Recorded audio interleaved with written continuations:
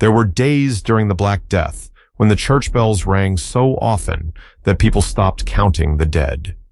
Imagine a small European town in the autumn of 1348. Morning comes quietly. A pale mist rests over the fields beyond the walls. Moisture clings to the wooden shutters and darkens the roofs. Somewhere near the center of town, a baker is already awake, pushing yesterday's embers together and feeding them with dry sticks. A merchant lifts the heavy bar from his shop door.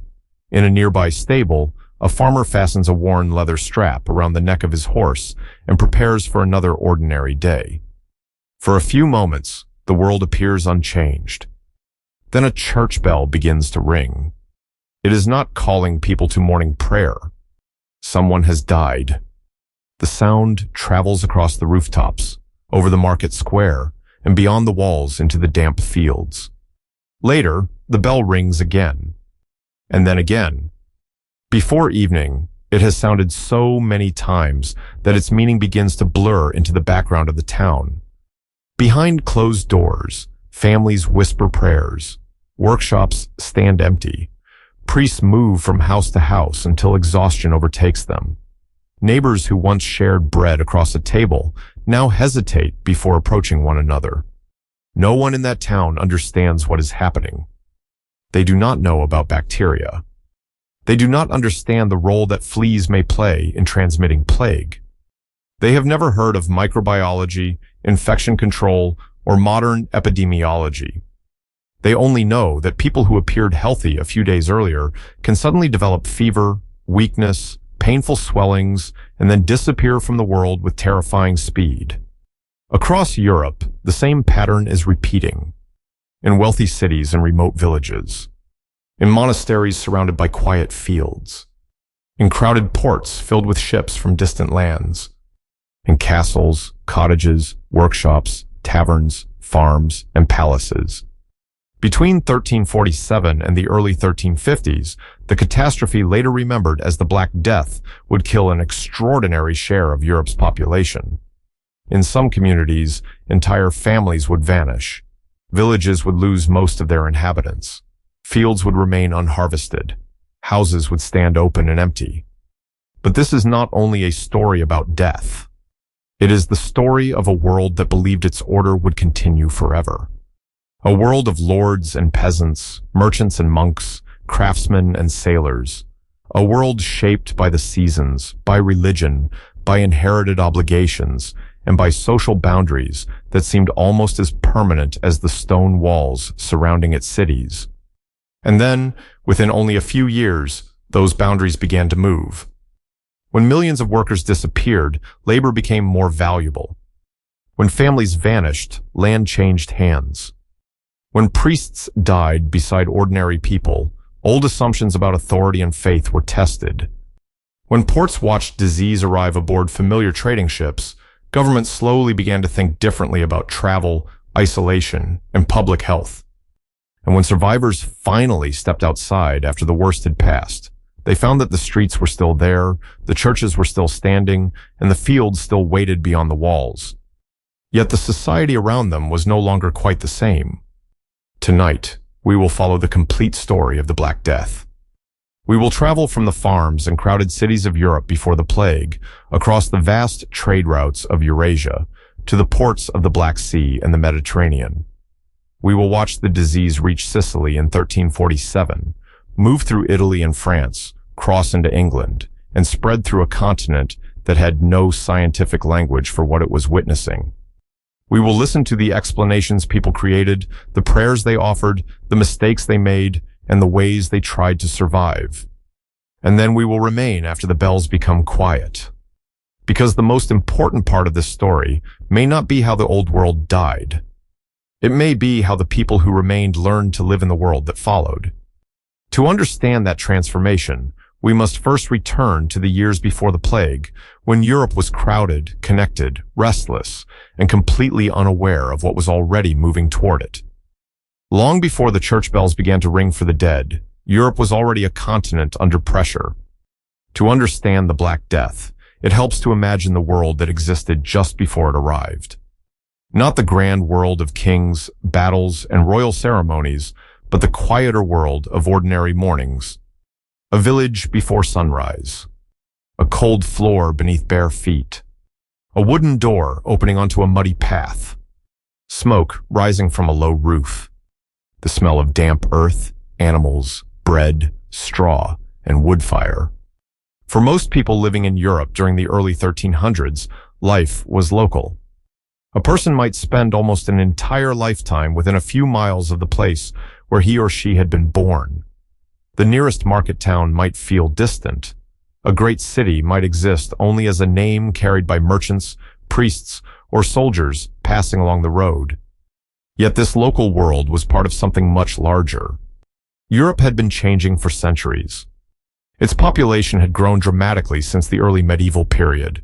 Forests had been cleared, marshes had been drained, new villages had appeared, hillsides and marginal lands that earlier generations might have ignored were brought under cultivation. Where there had once been woodland, there were now fields. Where there had once been open ground, there were cottages, barns, chapels, mills, and narrow tracks connecting one settlement to another. For generations, population growth had been a sign of success. More people meant more farms. More farms meant more food. More food supported more towns. And towns supported merchants, craftsmen, clergy, administrators, and rulers. But growth had consequences. By the beginning of the 1300s, much of the best agricultural land was already occupied. Families were dividing property among sons. New households sometimes received smaller pieces of land. Some peasants cultivated soils that were thin, wet, steep, or otherwise difficult. A good harvest could sustain a family. A poor harvest could change everything. And medieval agriculture was deeply dependent on weather. There were no modern forecasts. No artificial irrigation systems on the scale familiar today. No global food supply capable of replacing a failed local harvest. If spring arrived late, crops suffered. If summer rain continued too long, grain might rot. If winter was severe, livestock died. If several difficult seasons followed one another, hunger could spread across entire regions. The first decades of the 1300s had already given Europe painful reminders of this vulnerability.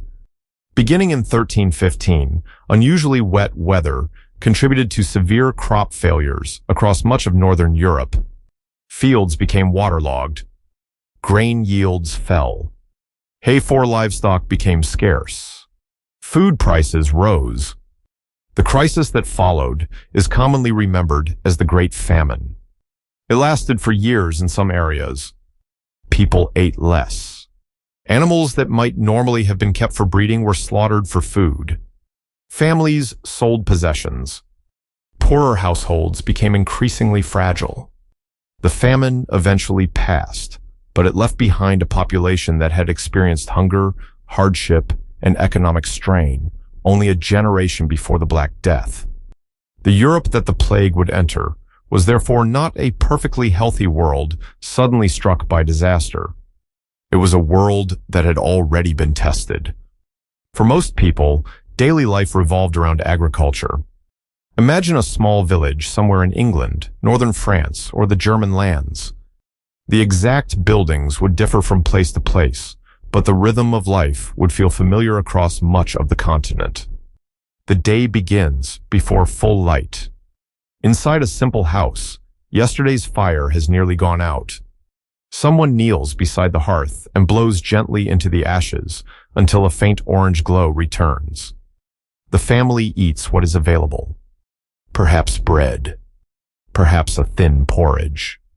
Perhaps ale, which in many places is safer and more common than modern visitors might expect. The household then divides into work. Someone tends animals. Someone carries water. Someone repairs a fence. Someone walks toward the fields. Children work too, as soon as they are old enough to help. The agricultural year governs everything. Spring means planting. Summer means tending crops. Late summer and autumn bring harvest. Winter means repair, storage, livestock care, and waiting. Time is understood through church festivals, saints' days, seasons, and the changing length of daylight. The sound of bells marks the hours more reliably than any clock in a peasant household. Land is not simply property. It is survival. A field provides grain. A meadow provides hay. A woodland may provide fuel, nuts, grazing, or timber. A stream can turn a mill. A few animals can mean the difference between security and desperation. But medieval villagers rarely lived as completely independent farmers. Much of Europe was organized through systems of lordship. A peasant household might owe rent, labor, produce, or other obligations to a local landowner. The details varied greatly from one region to another. Some peasants were relatively free tenants. Others were bound by heavier obligations. Some owed days of labor on the lord's land. Some paid in grain, animals, or money. Some needed permission for certain legal or economic decisions. These relationships had developed over generations. To the people living within them, they could appear permanent.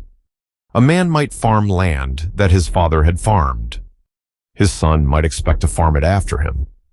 The manor house, the village church, the mill, and the open fields could seem like fixed parts of the landscape. The idea that this entire balance between landowners and workers might soon change would have been difficult to imagine. Beyond the villages, towns were expanding. They were noisy, crowded, energetic places. London had grown into one of the major urban centers of England. Paris was one of the largest cities in Western Europe. Florence was rich from banking, textiles, and trade. Venice seemed almost to float between land and sea, its wealth drawn from ships moving across the Mediterranean. These cities were impressive by medieval standards, but they would not have felt clean or spacious to a modern visitor. Streets were often narrow. Upper floors of buildings sometimes projected outward, reducing the amount of sky visible from below. Workshops opened directly onto the street. Metal workers hammered. Butchers cut meat. Bakers carried trays toward ovens. Animals moved through public spaces. Horses left waste behind them. Pigs might wander where regulations failed to keep them away. Water came from wells, fountains, rivers, or conduits, depending on the city. Waste disposal was inconsistent. Mud mixed with straw, food scraps, animal waste, and household refuse. People lived close together, often very close together. A single building could contain several families, servants, apprentices, and animals. This density would later matter enormously. But before the plague, crowded streets were signs of prosperity. A busy marketplace was something to celebrate. Imagine entering Florence on a clear morning. You hear bells from several churches. Merchants call out prices. Cloth hangs in vivid colors. Money changers sit behind tables. Apprentices carry bundles. A mule train arrives with goods. Someone argues over a debt. Someone else negotiates the price of wool. The smell of bread competes with leather, smoke, animals, and open drains. To a traveler from a small village, the city must have felt astonishing. And Florence was only one part of a much wider commercial world. Medieval Europe was far more connected than the old image of isolated villages sometimes suggests. Merchants crossed mountains. Ships moved between ports. Caravans crossed great distances. Goods traveled from one cultural world into another. Italian merchants traded across the Mediterranean and Black Sea. Northern European merchants moved grain, timber, wax, fish, cloth, and other commodities through the Baltic and North Sea. French wine reached distant markets. English wool was valued across Europe. Silks and spices came from much farther away. Pepper might begin its journey thousands of miles from the kitchen where it was finally used. Fine textiles could pass through many hands before reaching a wealthy buyer. Gold, silver, copper, fur, grain, wine, salt, and slaves moved across regional and international networks. A merchant in Venice could possess information about markets that extended far beyond Italy. A Genoese captain could sail from the Mediterranean toward ports on the Black Sea. A caravan traveling across Central Asia might carry goods through lands controlled by rulers who had never seen Western Europe. The medieval world was not globalized in the modern sense. Travel was slow. Dangerous roads, storms, political conflict, and local tolls could delay movement. But the networks were real, and they were extensive. One reason these networks expanded was the rise of the Mongol Empire. During the 1200s, Mongol conquests created an enormous political zone stretching across much of Eurasia. The empire later divided into separate khanates, but large areas remained connected by routes that merchants and travelers could use. This period is sometimes associated with the term Pax Mongolica, a broad description of the relative security and connectivity that existed across some long-distance trade routes under Mongol rule. The effect was profound. Goods could move. People could move. Letters could move. Ideas could move. Religious travelers could move. Diplomats could move. And disease could move. No merchant loading grain onto a ship thought of himself as participating in a biological network. No caravan leader looked at a bundle of cloth and imagined invisible organisms traveling with it. No sailor watching ropes tighten around a dock understood that disease ecology could connect a distant rodent population to a city hundreds of miles away. They were simply doing what merchants had done for generations, moving goods toward places where they could be sold. This is one of the great ironies of the Black Death. The plague did not reach Europe because medieval society was completely disconnected. It reached Europe in part because medieval society was connected remarkably well. Trade was the bloodstream of the commercial world, and eventually the disease would move through that bloodstream. But trade alone does not explain the vulnerability of Europe. The continent was also shaped by war. In 1337, the long conflict, later known as the 100 Years' War, began between the kingdoms of England and France. Its battles would become famous. But for ordinary people, war was often experienced less through glorious combat than through taxes, military recruitment, damaged fields, lost livestock, disrupted trade, and fear of armed men passing through the countryside. Elsewhere, rulers fought their own conflicts. Cities competed with rival cities. Nobles fought over land and inheritance. Political life was fragmented. There was no single European government capable of coordinating a continental response to anything. Most people identified with local communities, kingdoms, lordships, cities, religious institutions, or dynasties. If danger appeared in Sicily, someone in rural England might hear about it only much later. If disease struck a city hundreds of miles away, there was no central health authority issuing instructions to the entire continent. Information moved at the speed of a horse, a ship, or a walking traveler. And information was often mixed with rumor. Religion provided the most powerful shared framework through which Western Europeans understood the world. The church was present at nearly every stage of life: birth, marriage, work, illness, death. The church calendar organized the year. Church buildings often stood at the physical center of communities. Priests provided sacraments. Monasteries preserved books, cared for travelers, managed estates, taught students, and in some places offered medical care. People did not usually divide the natural and spiritual worlds as sharply as modern societies often do. A storm could be a weather event and a sign. An illness could have a physical cause and a spiritual meaning. Sin, divine punishment, fortune, astrology, medicine, and inherited medical theory could all exist within the same mental world. Medieval physicians were not simply ignorant people guessing randomly. Many were educated within a long intellectual tradition that drew heavily from ancient Greek and Roman medicine, especially the writings associated with Hippocrates and Galen, often transmitted and expanded through Arabic scholarship. They thought carefully about bodily balance, environment, diet, air, and the humors. They observed patients. They compared symptoms. They prescribed treatments according to the best frameworks available to them. but they had no knowledge of bacteria, no microscopes, no germ theory, no antibiotics. When the Black Death arrived, they would be trying to solve a puzzle without knowing that some of the most important pieces existed. Even before that moment, however, death was familiar. Medieval Europeans lived closer to mortality than most people in wealthy modern societies. Infant mortality was high.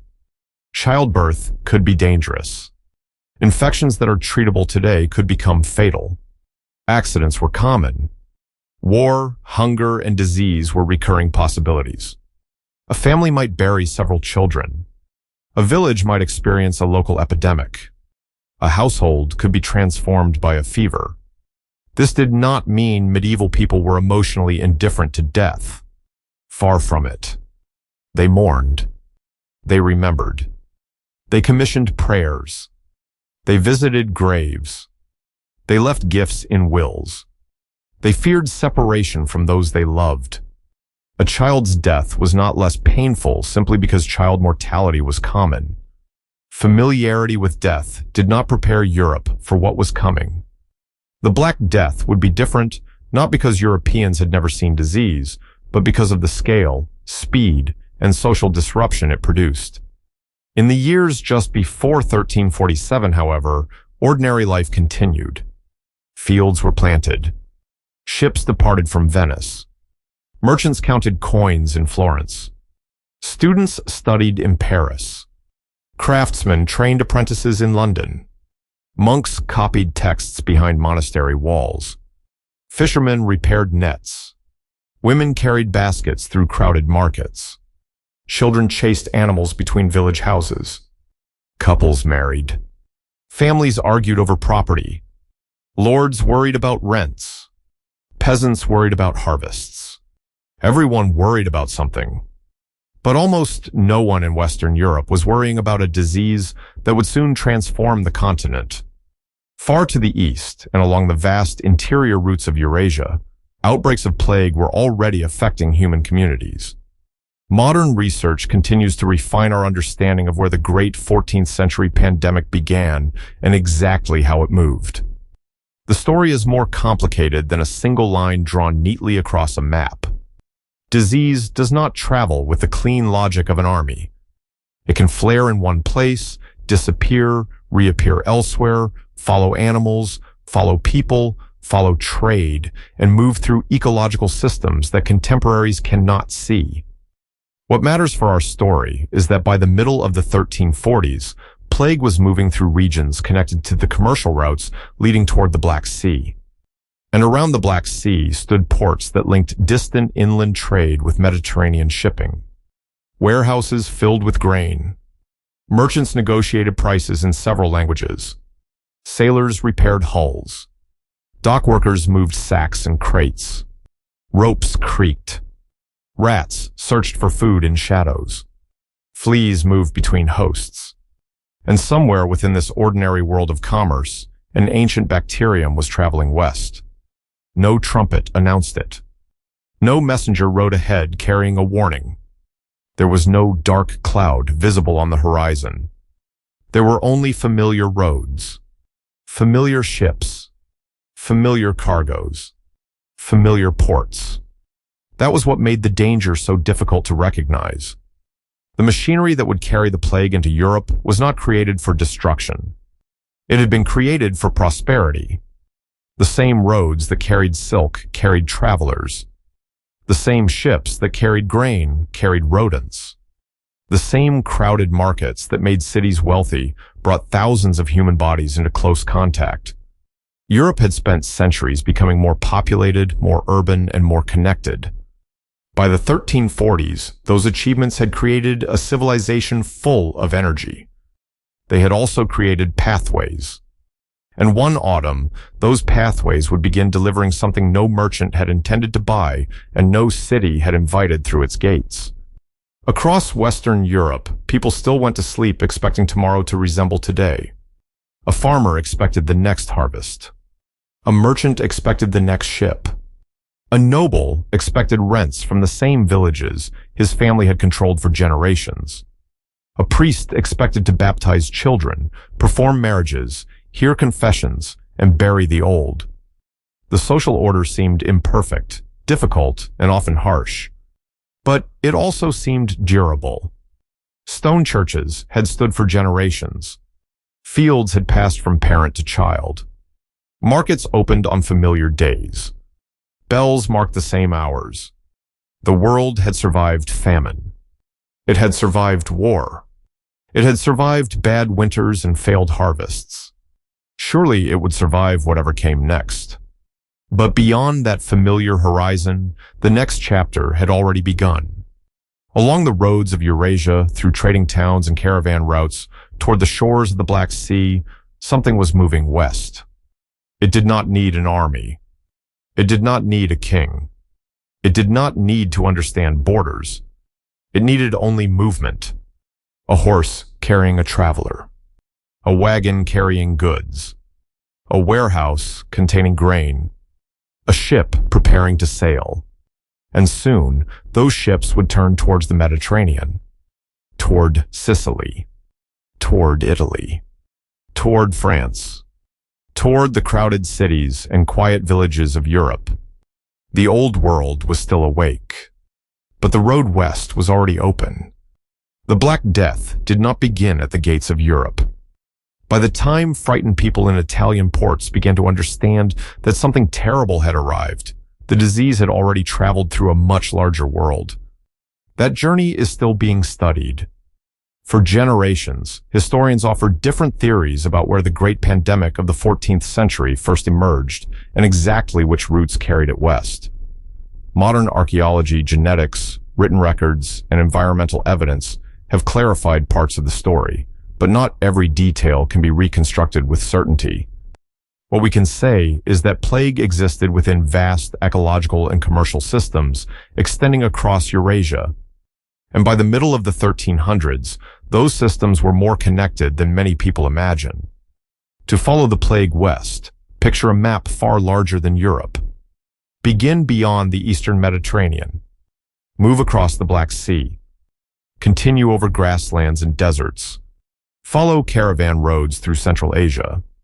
Imagine merchants crossing enormous distances with horses, camels, wagons, and pack animals. Some carry silk. Some carry spices. Some carry furs, metalwork, grain, precious stones, leather, or cloth. Others carry letters and political messages. Some are diplomats. Some are soldiers. Some are pilgrims. Each traveler moves only one small part of the way. But together, these movements form a chain across a continent. During the 1200s, the rise of the Mongol Empire had transformed much of this geography. The conquests themselves were violent and devastating. Yet once Mongol power stretched across enormous territories, new possibilities for long-distance movement emerged. Roads that had always existed became part of larger political networks. Merchants could sometimes travel under forms of protection. Messengers moved rapidly between important centers. Commercial communities formed in distant cities. European traders, especially from Italian maritime republics, reached farther into the Black Sea world and beyond. The Mongol Empire eventually divided into separate political regions, but commercial connections remained. This broad period of increased connectivity is often described as the Pax Mongolica. The phrase should not suggest that Eurasia was peaceful everywhere. It was not. Wars continued. Banditry remained a danger. Political conflict could close routes or destroy cities. Travel was exhausting and risky. But compared with many earlier periods, goods and people could move across remarkable distances. This circulation enriched many communities. It also created opportunities for disease. Plague is caused by the bacterium Yersinia pestis. Today, scientists understand far more about how this bacterium can move through animal and human populations. One important pathway involves fleas that feed on infected rodents and then transmit the bacterium through their bites. But the ecology of plague is complicated. Different rodent species can maintain the bacterium in natural reservoirs. Human outbreaks can emerge when environmental and social conditions bring infected animals, fleas, and people into contact. Some forms of plague can also spread between humans under certain circumstances, particularly pneumonic plague, when infection reaches the lungs. The people of the 1300s knew none of this. A medieval merchant could understand that some places were dangerous. He could recognize that illness sometimes seemed to spread from one household to another. He could avoid a visibly sick person. But the bacterial world remained invisible. A flea was simply a flea. A rat in a warehouse was a nuisance. No one looking at either would have seen the possible machinery of a pandemic. Some of the most important modern evidence concerning the early spread of the 14th century pandemic has come from Central Asia. Archaeological and genetic research has identified Yersinia pestis in human remains associated with unusual mortality in the region around Lake Issyk-Kul in present-day Kyrgyzstan during the late 1330s. This evidence has strengthened the idea that a major plague lineage associated with the Black Death was circulating in Central Asia before the disease devastated Europe. Yet even this does not give us a simple beginning. A bacterium does not obey the boundaries historians place around dates and maps. It may circulate in wild animal populations for years. It may appear in one community and disappear. It may move along several routes at once. The road to Europe was probably not one road. It was a network. And networks are exactly what the medieval commercial world had built. From Central Asia, trade routes led toward the western steppes. Farther west lay territories associated with the Golden Horde, one of the great political successors to the Mongol Empire. Beyond them stood the Black Sea. Around its shores were trading communities linking inland Eurasia to Mediterranean commerce. Among the most important participants were merchants from Genoa. Genoa was one of the great maritime powers of medieval Italy. Its ships traveled widely. Its merchants established colonies and trading posts in strategic locations. One of these was Kaffa on the Crimean Peninsula, a major commercial settlement on the Black Sea. Kaffa was a place where worlds met. Imagine its harbor on an ordinary trading day. Ships move slowly against their ropes. Sails are lowered. Dockworkers call to one another. Crates and sacks are carried between warehouses and hulls. Languages overlap. Italian merchants negotiate with people from the Black Sea region and the wider steppe. Grain arrives. Furs arrive.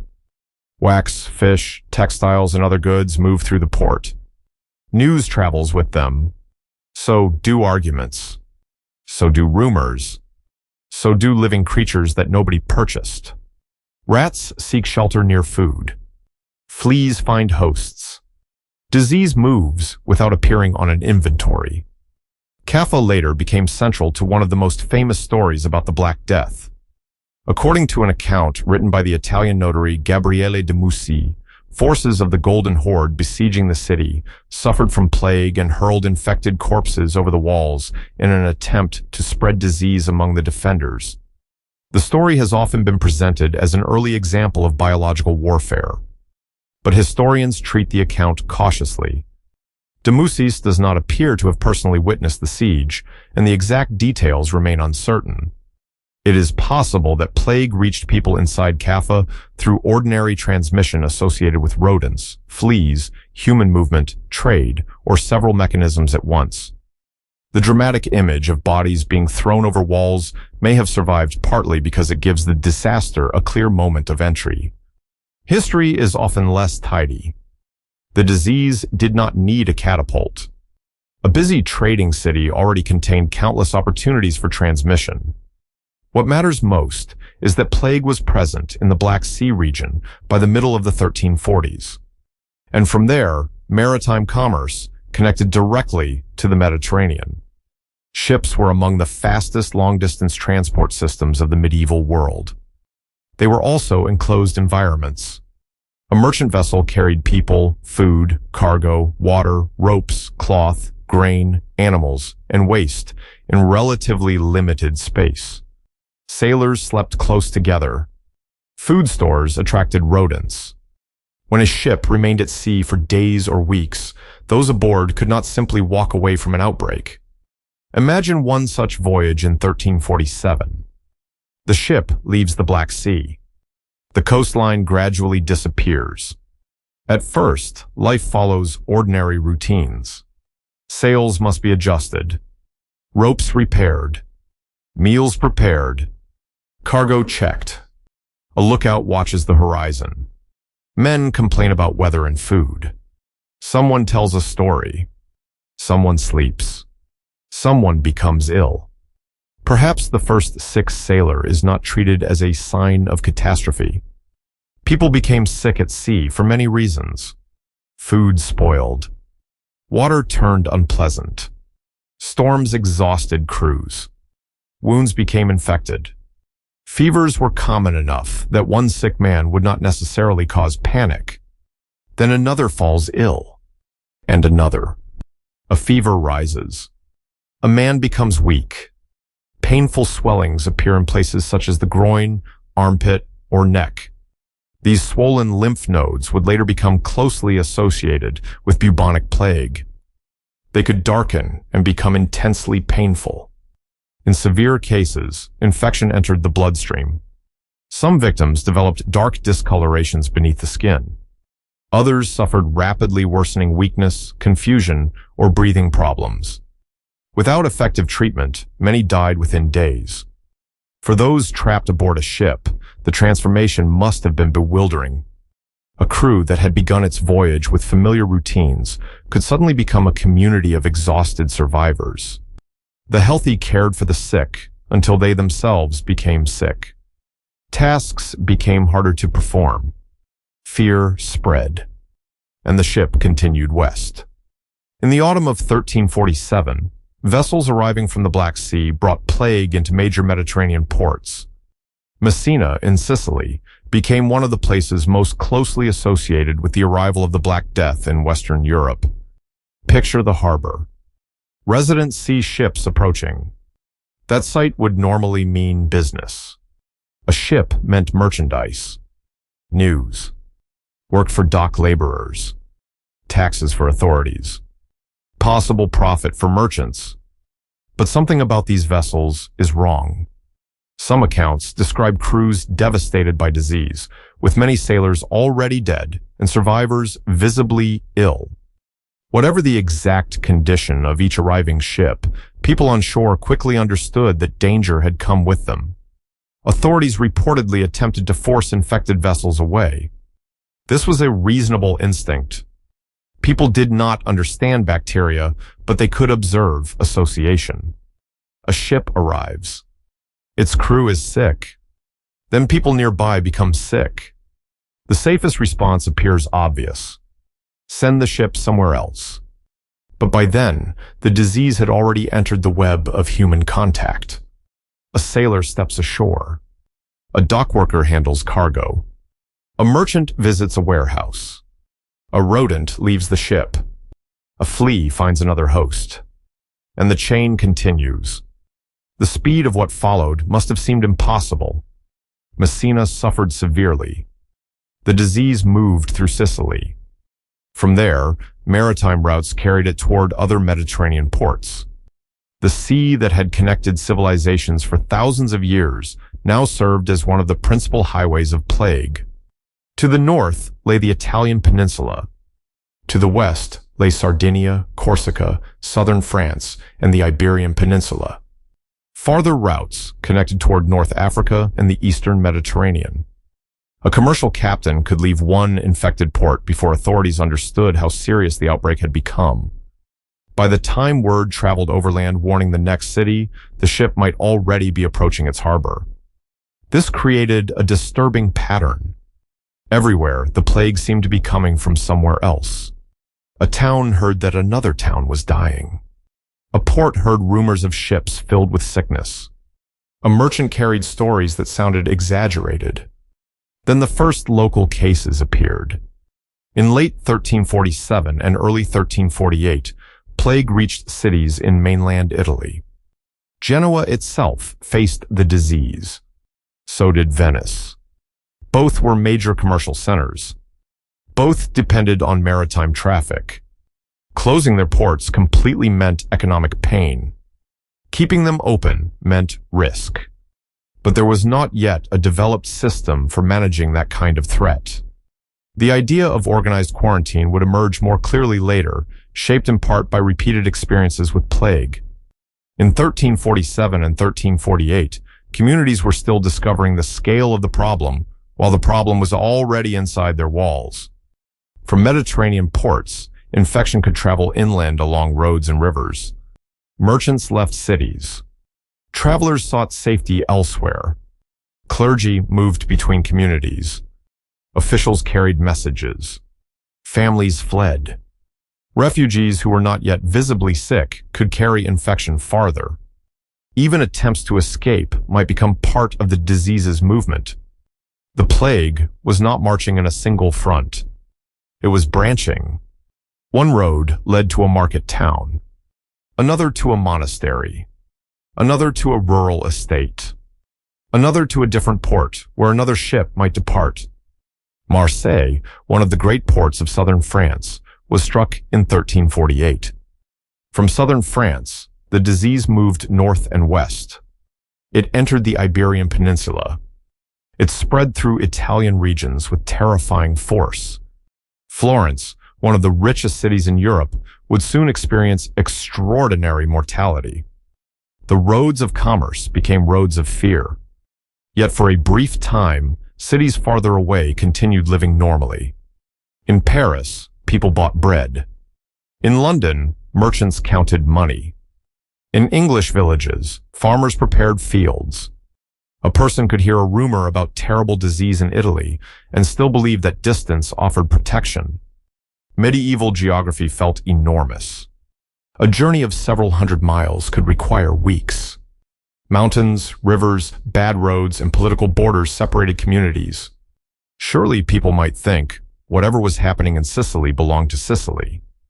But distance was becoming less useful than anyone realized.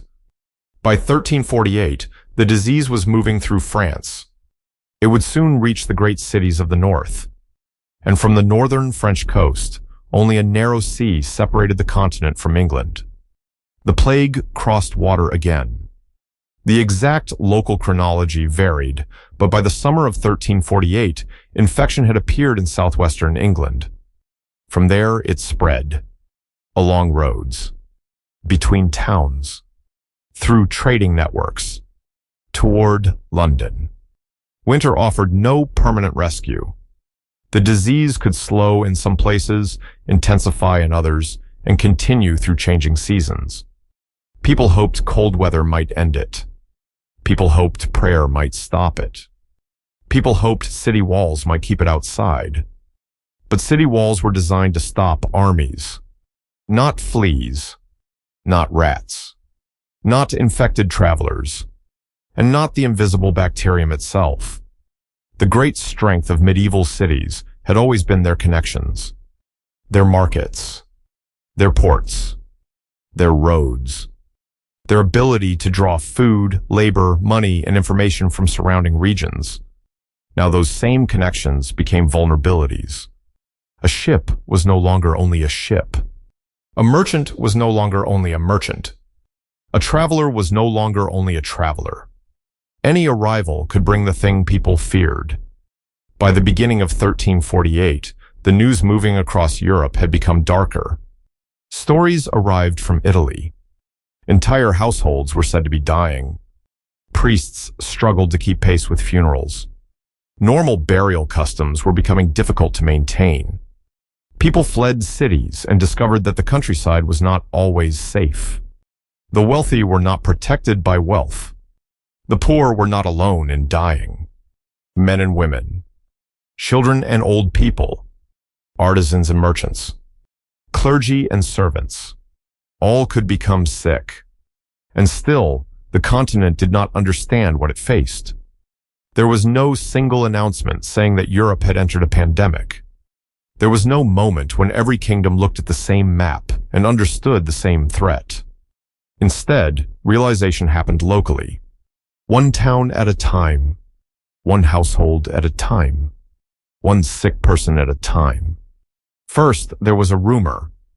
Then a traveler brought news. Then a neighbor developed a fever. Then the church bell rang. This was how the Black Death entered European consciousness. Not as a historical event with a name, but as an interruption. A closed shop. An empty chair. A priest called unexpectedly to a house. A funeral held too soon after the one before it. By the time people understood that something larger was happening, the Mediterranean had already become a network of infected ports. Sicily had been struck. Italy was suffering. France was beginning to feel the impact. Iberia was no longer distant from the disaster. England was next. And the great cities of Europe, dense with people and full of life, were waiting unknowingly in the path of the disease.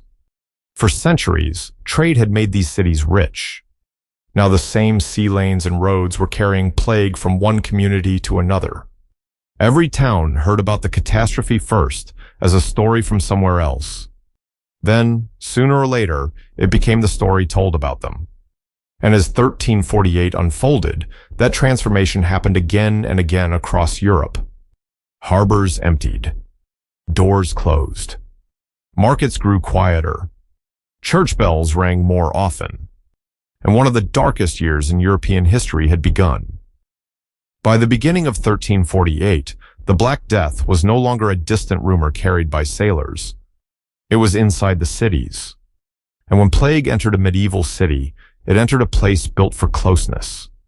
People lived above shops, behind workshops, beside stables, around courtyards, along alleys where neighbors could hear one another cough through wooden walls. Markets brought strangers together. Churches gathered whole neighborhoods under one roof. Inns received travelers. Warehouses stored grain. Animals lived close to human beings. In ordinary times, this density gave a city its energy. During plague, the same density became dangerous. Nowhere was this more painfully visible than in Florence. Florence in the 14th century was one of the great cities of Europe. Its merchants did business across borders. Its bankers financed princes. Its textile workers produced cloth that traveled far beyond Tuscany. Its churches, towers, workshops, bridges, and crowded streets made it a place of wealth, ambition, and constant movement. On a normal morning, the city would have begun with noise. Doors opening.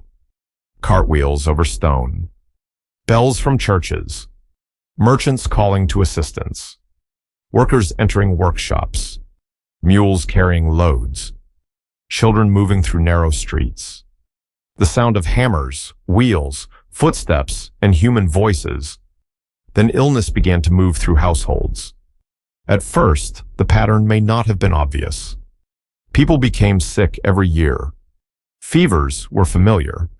Infections were common. Death was part of ordinary life. But this was different. A person might appear healthy and then suddenly become weak. Fever could rise quickly. Painful swellings could form around the groin, armpit, or neck. These swellings, caused by infected lymph nodes, became one of the most recognizable signs of bubonic plague. Some victims developed dark patches beneath the skin. Others suffered from severe weakness, confusion, or internal bleeding. In cases where infection spread to the lungs, coughing and breathing difficulty could appear. Without effective treatment, the disease could progress with frightening speed. To people watching from nearby, this speed was one of the most disturbing features. Someone could be working at the beginning of the week and gone before the week was over. A family could lose one person and then another. A household that had been noisy only days earlier could fall silent. People noticed the pattern. But noticing a pattern is not the same as understanding it. They did not know what caused plague. They could not see bacteria. They could not identify the role of fleas and animal reservoirs. They could not distinguish precisely between the different forms of plague. They only saw that death seemed to move. From house to house, street to street, district to district. And so fear became part of the landscape. Some people fled. The wealthy, if they had country estates or relatives elsewhere, sometimes tried to leave crowded cities. Others stayed because they had nowhere to go. A poor laborer could not simply abandon work and travel to a private house in the countryside. A widow with children could not easily disappear beyond the walls. A servant might depend on an employer who had already fled. A craftsman might own his tools, but not the means to start again somewhere else. Even those who escaped could never be certain that they had escaped the disease. They might carry infection with them. They might reach a village where plague had already arrived. They might find roads crowded with other frightened travelers. The Black Death turned movement itself into a source of uncertainty. In Florence, the writer Giovanni Boccaccio later described the social breakdown he believed he had witnessed.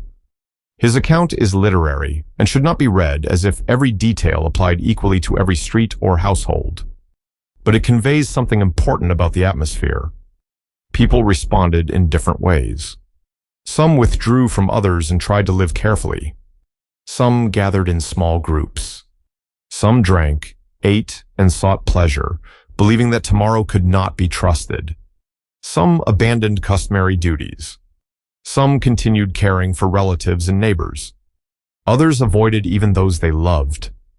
The plague did not produce one human response. It revealed many. Courage, fear, generosity, self-protection, faith, despair, routine, panic, all existed together. As deaths increased, the normal rituals surrounding death became harder to maintain. In medieval Christian society, burial mattered deeply. The dying might receive confession, communion, and last rites. Family members might gather. A body would be prepared. A funeral might involve prayers, processions, candles, bells, and burial in consecrated ground. These acts connected the living to the dead and placed death within a familiar religious order. But what happens when too many people die at once? Priests became overwhelmed. Some died themselves. Gravediggers could not keep up. Burial space came under pressure. Families had less time to perform traditional rituals. Funerals became shorter. Bodies sometimes had to be buried in larger numbers. The emotional rhythm of mourning was disrupted by the sheer pace of loss. One funeral might begin before another household had finished grieving. The bells kept ringing. At first, each ringing announced one death. Then another. Then another. Eventually, in some places, constant ringing became almost unbearable. What had once been a meaningful sound risked becoming an endless reminder of catastrophe. Imagine hearing it from inside a darkened house. You know why it is ringing. You wonder who has died. A neighbor? A shopkeeper? A priest? A child? Someone you saw yesterday? Then the bell stops. For a little while, there is silence. And then it begins again. This was how a city lost its normal sense of time. People no longer measured days only by work, meals, prayer, or markets. They measured them by illness, by absences, by funerals, by the number of doors that did not open in the morning. Florence was not alone. Across Italy, towns and cities suffered enormous losses. Siena was struck terribly. Venice, despite its wealth and commercial power, was devastated. Genoa suffered. Pisa suffered. Smaller communities suffered too. The disease did not care whether a settlement was famous enough to appear in later history books. A tiny village could lose half its people and leave almost no written record. A monastery might lose so many members that years of institutional memory vanished. A manor could lose the workers who understood its fields, boundaries, animals, and routines. The impact was not only demographic. It was practical. A city is a machine made of human habits. Bread appears because someone wakes early. Water is carried because someone carries it. Doors open because shopkeepers arrive. Goods move because porters lift them. Animals are fed because someone remembers. Records are kept because clerks sit at desks. Prayers are spoken because clergy survive to speak them. When enough people disappear, ordinary systems begin to falter. Markets might still open, but with fewer sellers. Workshops might close because the master had died. Apprentices might suddenly find themselves without instruction. Customers might stop coming. Trade could slow. Food distribution could become uncertain. Municipal officials might struggle to perform normal duties. A city could remain physically intact while socially beginning to unravel. This is one of the strangest images of the Black Death. The buildings remained. The bridges remained. The churches remained. The streets remained. But the people who gave those places meaning were disappearing. From Italy, the plague continued north and west. France was heavily affected. Paris, already one of the largest cities in Europe, became another great center of suffering. Paris was crowded, important, and alive with commerce, religion, learning, and royal power. Students attended the university. Clergy worked in churches and religious houses. Merchants sold food and goods. Officials served the crown. Artisans filled specialized trades. The Seine carried traffic through the city. Then plague entered that complex world. Again, the exact experience differed from one district to another. But mortality was severe. People who had spent their lives surrounded by neighbors suddenly watched familiar faces disappear. The university, one of the great intellectual institutions of medieval Europe, could not protect its members. Learning offered frameworks for explaining disease. It did not offer a cure. From France, the epidemic moved in many directions. It traveled toward the Low Countries. It moved through the German lands. It continued into the Iberian Peninsula. It crossed the Alps. It followed roads, rivers, markets, military routes, and trade connections. On a map, later historians can shade infected regions by year and month. But people living through it did not see a map. They saw only what was near them. A messenger arrived with bad news. A neighboring village had sickness. A road was becoming dangerous. A market was less crowded than usual. A priest had died. Then the sickness appeared locally. This local experience made the plague feel both slow and sudden. For months, a community might hear that disaster existed elsewhere. Then within days, it was inside the walls. England had heard stories from the continent before the disease arrived. The English Channel was a barrier, but not an isolation chamber. Ships crossed constantly.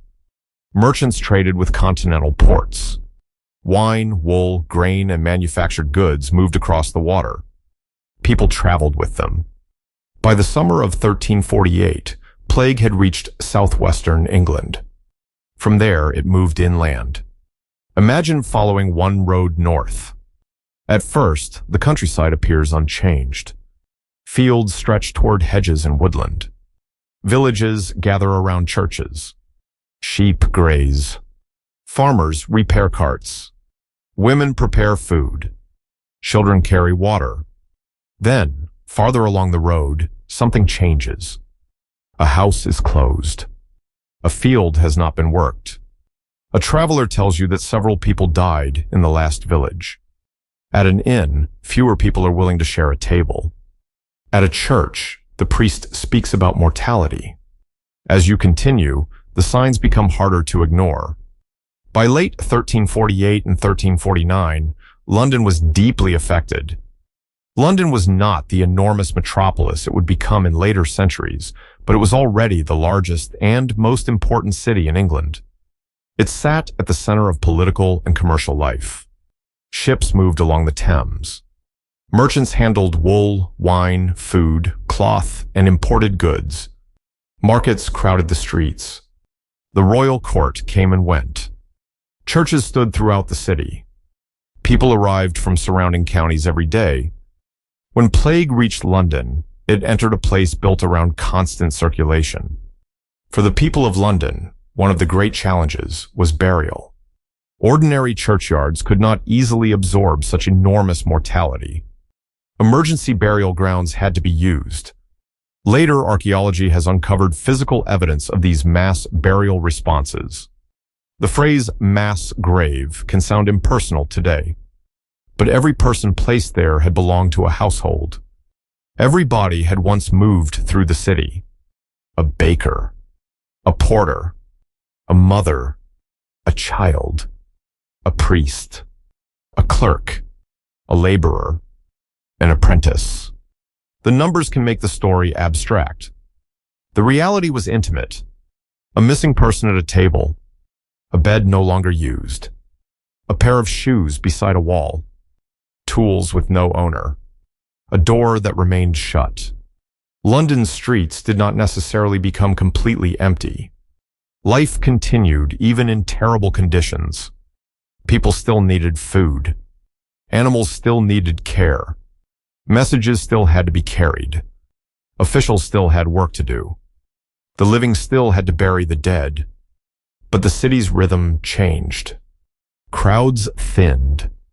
Businesses were interrupted. Normal social habits weakened. Some people avoided contact. Others had little choice but to continue working. The poor could not protect themselves through isolation in the same way as the wealthy. Those whose occupations required contact with others remained exposed.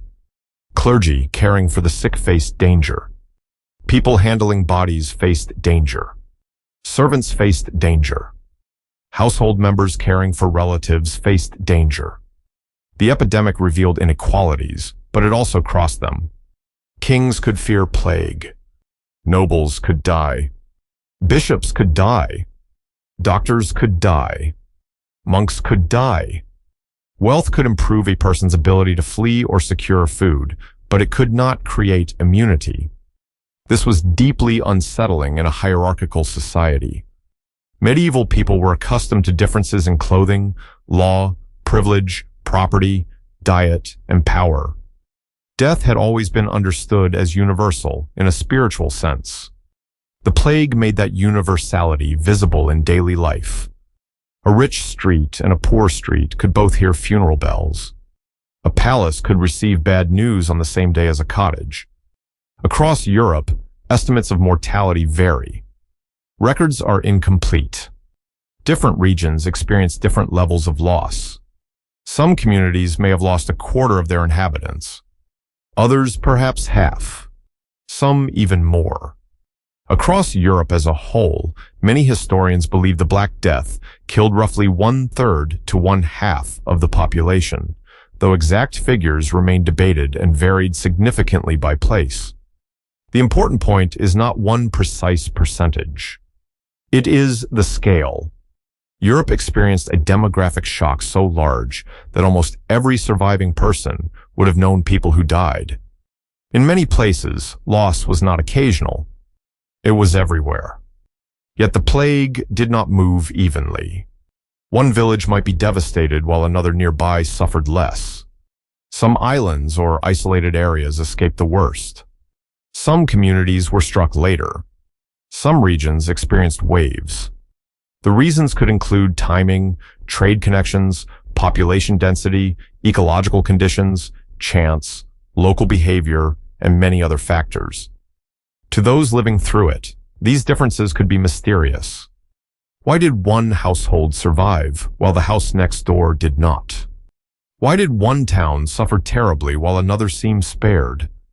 Without modern epidemiology, people search for explanations in morality, religion, air, stars, environment, and rumor.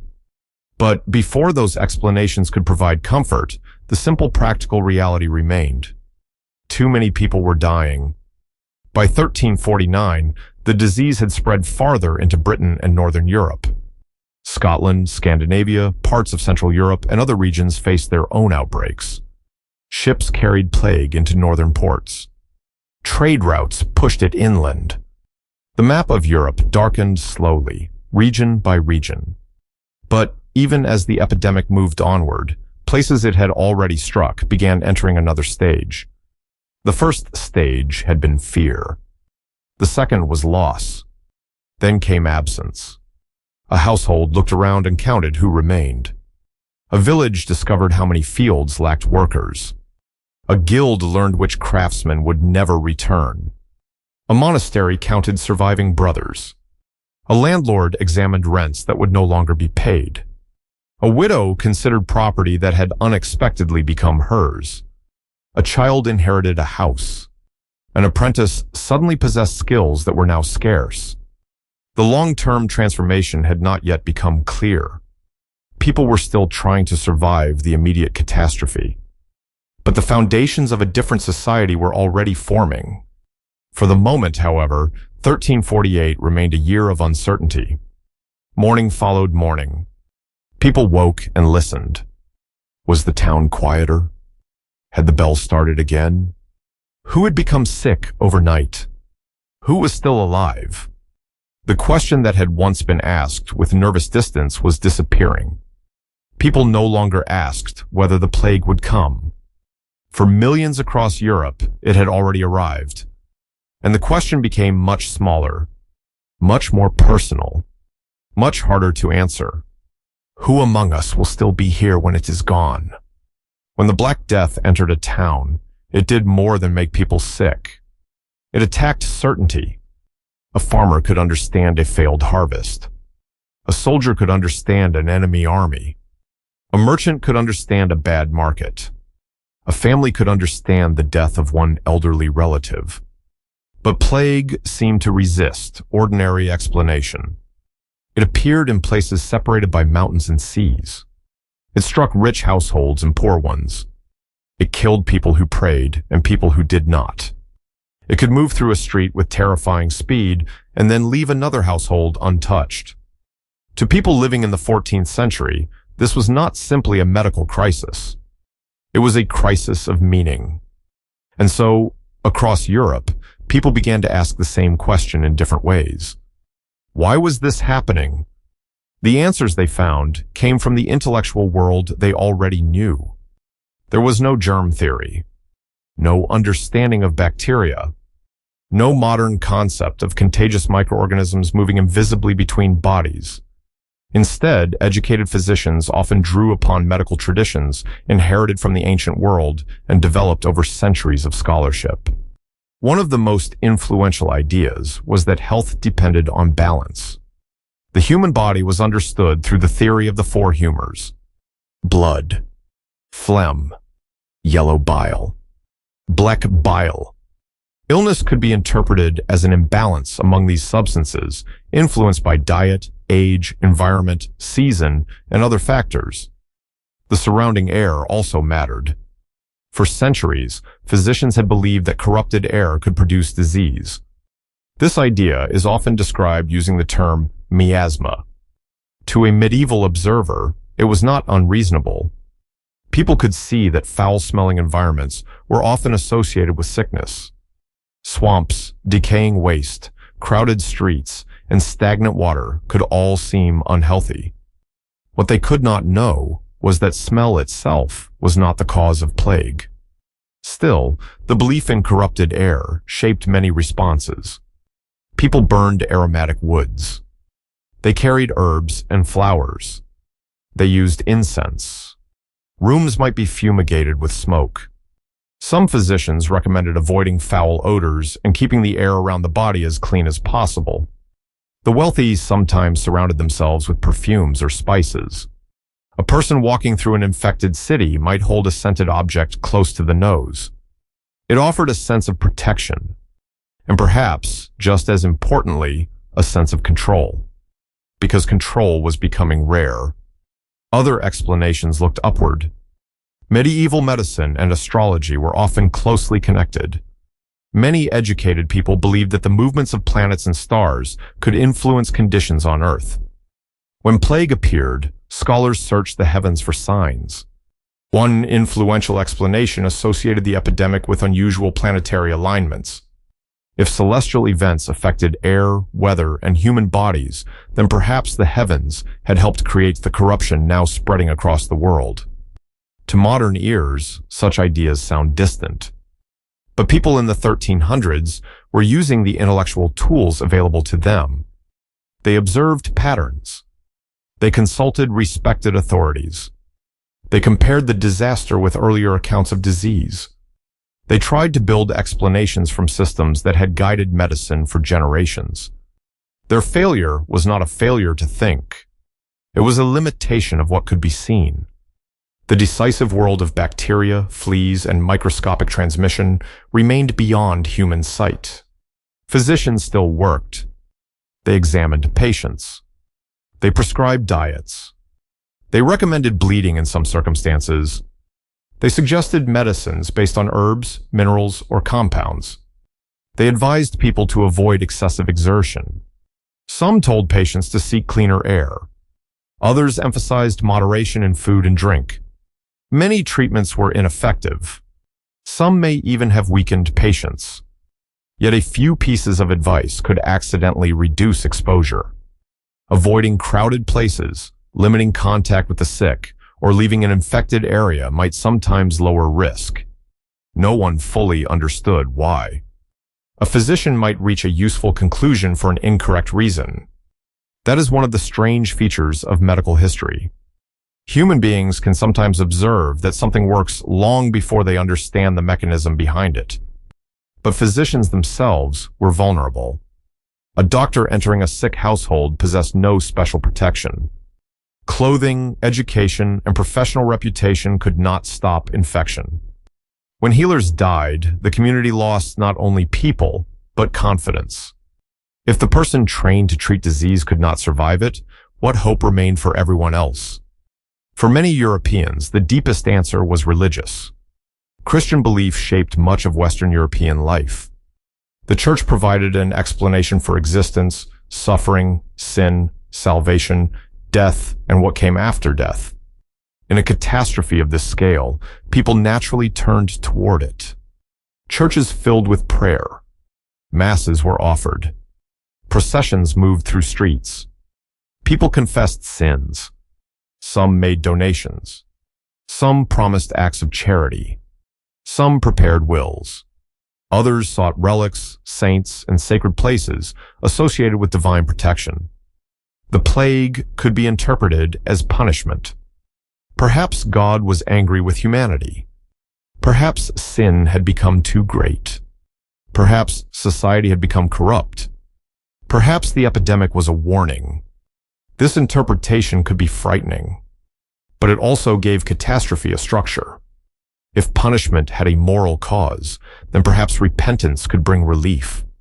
If suffering had meaning, then it was not completely random. People prayed not only for survival, but for understanding. Priests became central figures in this crisis. They visited the sick. They heard confessions. They gave last rites. They buried the dead. They comforted families. And they died. In some regions, mortality among clergy was severe. Their work often brought them into repeated contact with infected households. A priest might spend an entire day moving from one dying person to another. He might enter cramped rooms, lean close to hear a confession, touch hands, stand beside beds, then continue to the next home. The very duties that made priests necessary made them vulnerable. Monasteries and convents could also suffer heavily. Communities built around shared meals, common prayer, and close living could become ideal settings for transmission. One death might be followed by another, then another. Entire religious houses could lose a large portion of their members. For ordinary believers, this created difficult questions. If plague represented divine judgment, why did priests die? Why did monks die? Why did children die? Why did people known for charity and devotion die beside those considered sinful? Medieval theology could answer that suffering did not necessarily reveal an individual's guilt, but emotional uncertainty remained. A catastrophe so indiscriminate could strain even deeply rooted beliefs. For some, faith became stronger. They prayed more intensely. They gave more generously. They sought religious discipline. For others, the church's inability to stop the plague created doubt. Not necessarily doubt in God. Sometimes it was doubt in institutions, in priests, in authorities. and people who claimed to understand a world that now seemed beyond understanding. Into this atmosphere came more extreme movements. Among the most famous were the flagellants. Groups of men traveled through parts of Europe, performing public acts of penance. They entered towns in organized processions. They sang religious songs. They prayed. And they struck themselves with whips. The purpose was not simple self-destruction. They believed suffering could express repentance. If plague was divine punishment, then perhaps voluntary pain and public penance might help turn away God's anger. Imagine such a procession entering a frightened town. Residents gather along the street. The ordinary sounds of trade are replaced by chanting. Men move in formation. Crosses are carried. Bodies are struck. Blood appears. Some spectators weep. Others join in prayer. For people who felt helpless, the display could be powerful. Here, at least, was action. Here was something visible that could be done. The movement spread through parts of Germany and the Low Countries and elsewhere. But church authorities became increasingly concerned. Some flagellant groups challenged established religious authority. Their practices could encourage disorder. Their claims sometimes moved beyond accepted doctrine. In 1349, Pope Clement VI condemned the movement. Still, its existence tells us something important. Plague created a hunger for explanations strong enough to match the scale of suffering. Moderate answers often felt too small. And fear does not always remain focused on prayer. Sometimes it turns outward. Sometimes people decide that catastrophe must have been caused deliberately.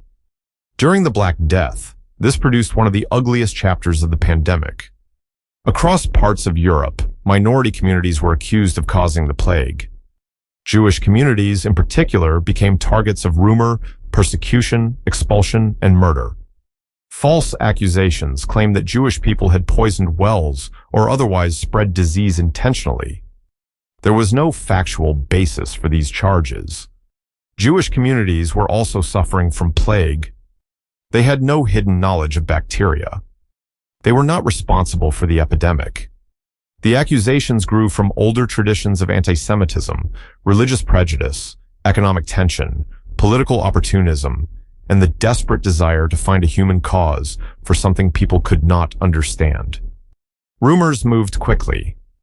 That should sound familiar. A frightened population rarely waits for careful evidence. A story travels because it offers certainty. Someone says a well was poisoned. Someone else repeats it. A confession may be extracted under torture. That forced confession is then presented as proof.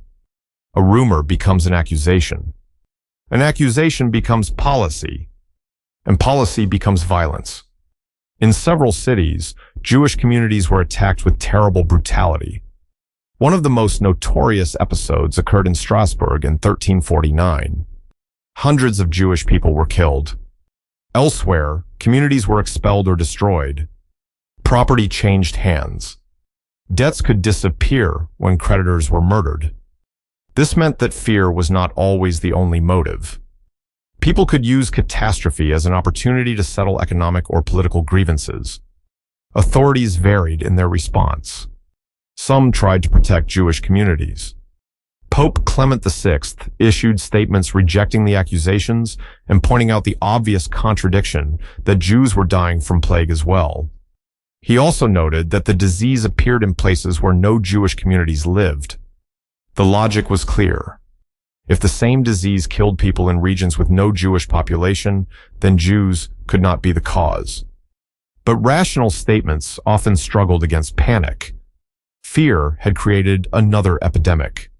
Not an epidemic of bacteria, an epidemic of blame. And blame could travel through exactly the same human networks as rumor. Markets, churchyards, taverns, roads, letters, public announcements. A traveler might carry a false story from one town to another faster than any official correction. The Black Death therefore became a crisis not only of health, but of social trust. Neighbors wondered whether neighbors were dangerous. Travelers were viewed with suspicion. Strangers could become threats. People who spoke differently, worshipped differently, or lived outside the dominant community could become targets. Even within families, fear changed behavior. Some people abandoned sick relatives. Others stayed beside them. Some servants left employers. Some employers dismissed servants. Some parents cared for children despite the danger. Some households closed their doors and refused visitors. There was no single medieval response. Human beings did what human beings often do under extreme pressure. They became more generous and more selfish, more faithful and more doubtful, more rational and more superstitious, sometimes all within the same person. This uncertainty appears in the practical measures communities tried. Some towns restricted movement. Some tried to control who entered. Authorities might remove refuse, regulate burials, or order fires to clean the air. Clothing and possessions associated with the sick might be burned. Homes might be closed. Travelers from infected areas could be viewed cautiously. These measures were inconsistent. They were based on incomplete understanding, but they reveal a gradual shift from explanation toward observation. Even without knowing what bacteria were, people could notice something. Disease sometimes followed people. It sometimes arrived with ships. It sometimes appeared after contact with an infected place. That observation would become increasingly important in the generations after the first Great Wave. But in 1348 and 1349, most communities were still overwhelmed. There was too little time to develop stable systems. Too many deaths. Too few trained officials. Too much uncertainty. Each new explanation competed with the last. Bad air. The stars. Divine anger. Corrupted food. Foreign travelers. Poison. Sin.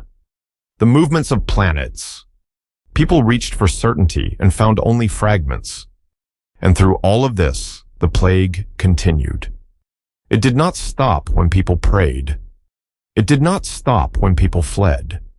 It did not stop when innocent communities were persecuted. It did not stop when physicians changed treatments. It did not stop when authorities blamed outsiders. Eventually, in a given region, the intensity would decline. The reasons were complicated. Transmission patterns changed. Susceptible populations had been reduced. Ecological conditions shifted. Local outbreaks burned through available networks. But to survivors, the retreat could feel almost as mysterious as the arrival. One week, the bells were constant. Later, less frequent. Then perhaps only once in a day. Doors began to open. A market stall returned. Someone traveled to a neighboring village and came back safely. People slowly understood that the worst had passed. For now. The silence that followed was not peaceful. It was empty. The people who remained looked around and discovered that the crisis had created a different problem. The dead were no longer only names in prayers. They had been workers, tenants, craftsmen, servants, farmers, mothers, fathers, children, priests, officials. Their absence had changed the balance of everyday life. A field still needed harvesting. But the men who had harvested it last year were gone. A landlord still owned hundreds of acres. But ownership meant little if no one was available to work them. A workshop still contained tools. But the master craftsman might be dead. A house still stood. But no one remained to inherit it in the ordinary way. Across Europe, people began to realize something extraordinary. Death had made labor scarce, and scarcity had made surviving workers valuable. The plague had attacked the body of medieval society. Now, its consequences would begin to change the structure of that society itself. Out beyond the towns, the fields were waiting. The grain still moved in the wind. The cattle still needed tending. The seasons had not stopped, but there were fewer hands to do the work. And in that absence, one of the largest economic transformations of the late medieval world was beginning. When the worst wave of plague had passed through a village, the first thing people noticed was not always the graves. Sometimes it was the silence of the fields. The land was still there. The hedges still marked old boundaries.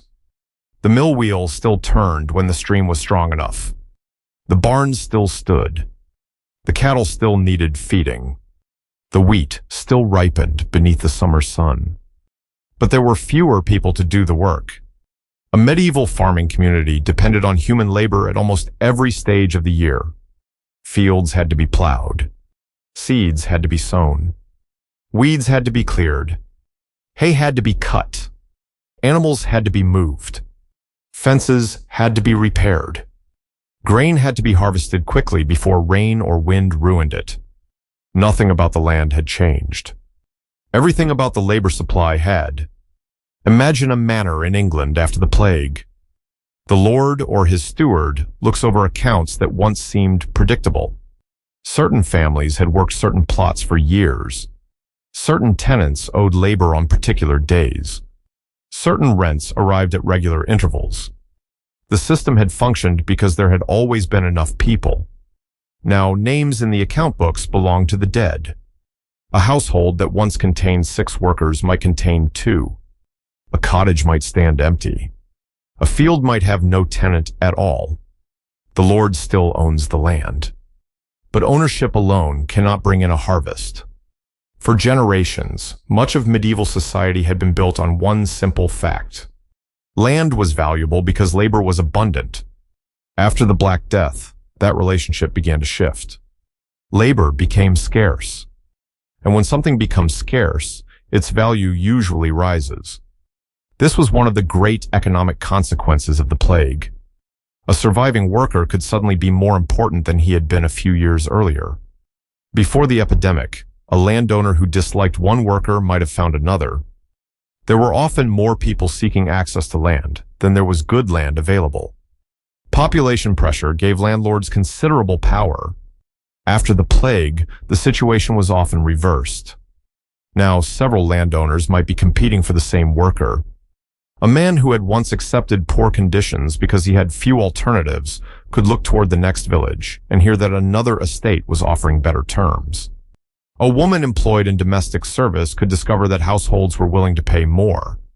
An agricultural laborer could demand higher wages during harvest because the grain could not wait. A skilled craft worker might find that his knowledge had become much more valuable simply because so many people with similar skills had died. For many survivors, this did not create sudden wealth. Life remained difficult. Poverty did not disappear. Disease did not disappear. War continued. Taxes remained. Bad harvests still occurred. But the balance between employers and workers had changed. And people noticed. Wages began to rise in many regions. Landlords complained that laborers were demanding amounts they considered unreasonable. Workers moved more freely in search of better opportunities. Some abandoned obligations that had once tied them to a particular estate. Others negotiated rents. Some took over vacant land. The old social order did not collapse overnight, but it began to loosen. In England, the reaction from those in power was clear. In 1349, King Edward III issued the Ordinance of Labourers. A few years later, in 1351, Parliament passed the Statute of Labourers. These measures attempted to control wages and labor mobility. Workers were expected to accept employment at rates similar to those that had existed before the plague. Employers were discouraged from offering higher pay. Able-bodied people without independent means could be required to work. The intention was obvious. The ruling classes wanted to preserve the economic conditions of the old world. But the old world had lost too many people. A law could declare that wages should remain low. It could not create workers who were no longer alive. This tension between law and reality became one of the defining struggles of the post-plague economy. Imagine harvest season. The grain is ready. Clouds are gathering on the horizon. The crop must be cut before weather destroys it. A landowner needs 20 workers. Only 10 are available. The law may say those 10 should work for an old wage. But the workers know something the law cannot erase. They are needed. Another landlord nearby may be willing to offer more. A town may offer employment. A workshop may need apprentices. A household may need servants. For the first time in generations, some ordinary workers possessed a degree of bargaining power created not by political reform, but by demographic catastrophe. This bargaining power frightened elites. Medieval social hierarchy was not only economic, it was moral and cultural. Many people in the upper ranks believed society had a natural order. Those who prayed, those who fought, those who worked. Each group was supposed to remain within its proper place. When workers demanded higher wages, moved to new communities, or refused old obligations, they were not merely changing employment. They appeared to be challenging the order of the world. Complaints from the period often described servants and laborers as greedy, disobedient, or unwilling to accept traditional conditions. From the worker's perspective, however, the logic was equally clear. Why accept a poor wage when another employer would pay more? Why remain on bad land when better land stood empty nearby? Why continue obligations that had been imposed when labor was plentiful? The plague had created choices, not equal choices for everyone, not freedom in the modern sense, but choices that many people had not possessed before. Across Europe, abandoned holdings became common. In some places, entire villages declined or disappeared. A settlement that had once supported dozens of households might never recover its previous population. Archaeologists today can sometimes identify deserted medieval villages from old earthworks, foundations, lanes, or field patterns. The houses are gone. The voices are gone. Grass covers the places where people once cooked, argued, repaired tools, raised children, and prepared for winter. Some villages disappeared because of plague. Others declined for different reasons over many decades. Economic change, land reorganization, war, environmental conditions, and later decisions by landlords all played roles. But the Black Death accelerated processes that were already possible. With fewer people, it no longer made sense to cultivate every acre. Before the plague, population pressure had pushed farming onto marginal land. After the population collapse, some of that land was abandoned. Fields that had been used for grain could be converted to pasture. This was especially significant in regions where sheep farming was profitable. Sheep required less labor than intensive grain cultivation. They also produced wool, one of the most valuable commodities in medieval trade.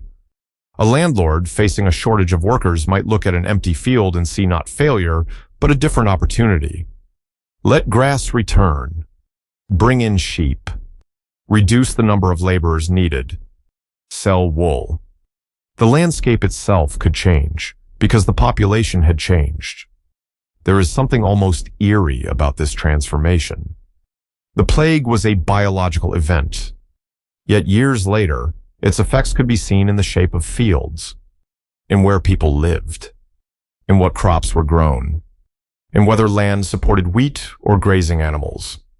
Disease had entered the soil through economics. Property also changed hands. In a society where families were large, but mortality was now extraordinary, inheritance could move in unexpected directions. A young man might inherit land because an older brother had died. A woman might receive property because several male relatives were gone. A distant cousin might become heir to a house he had never expected to own. A tenant might gain access to fields that had once been unavailable. A craftsman's apprentice might take over a workshop after the master's death. This produced another strange consequence. For some survivors, material wealth increased. Not because the economy was healthy, not because society had become fair, but because there were fewer people sharing the same amount of land, housing, tools, livestock, and other property. Imagine a family before the plague. 4 children expect to divide a modest inheritance. After the epidemic, perhaps only one survives. The land has not multiplied. The family has shrunk. The surviving child may inherit more than anyone had expected. This pattern repeated in many forms. Houses stood empty and became available. Tools passed to new owners. Clothing was redistributed.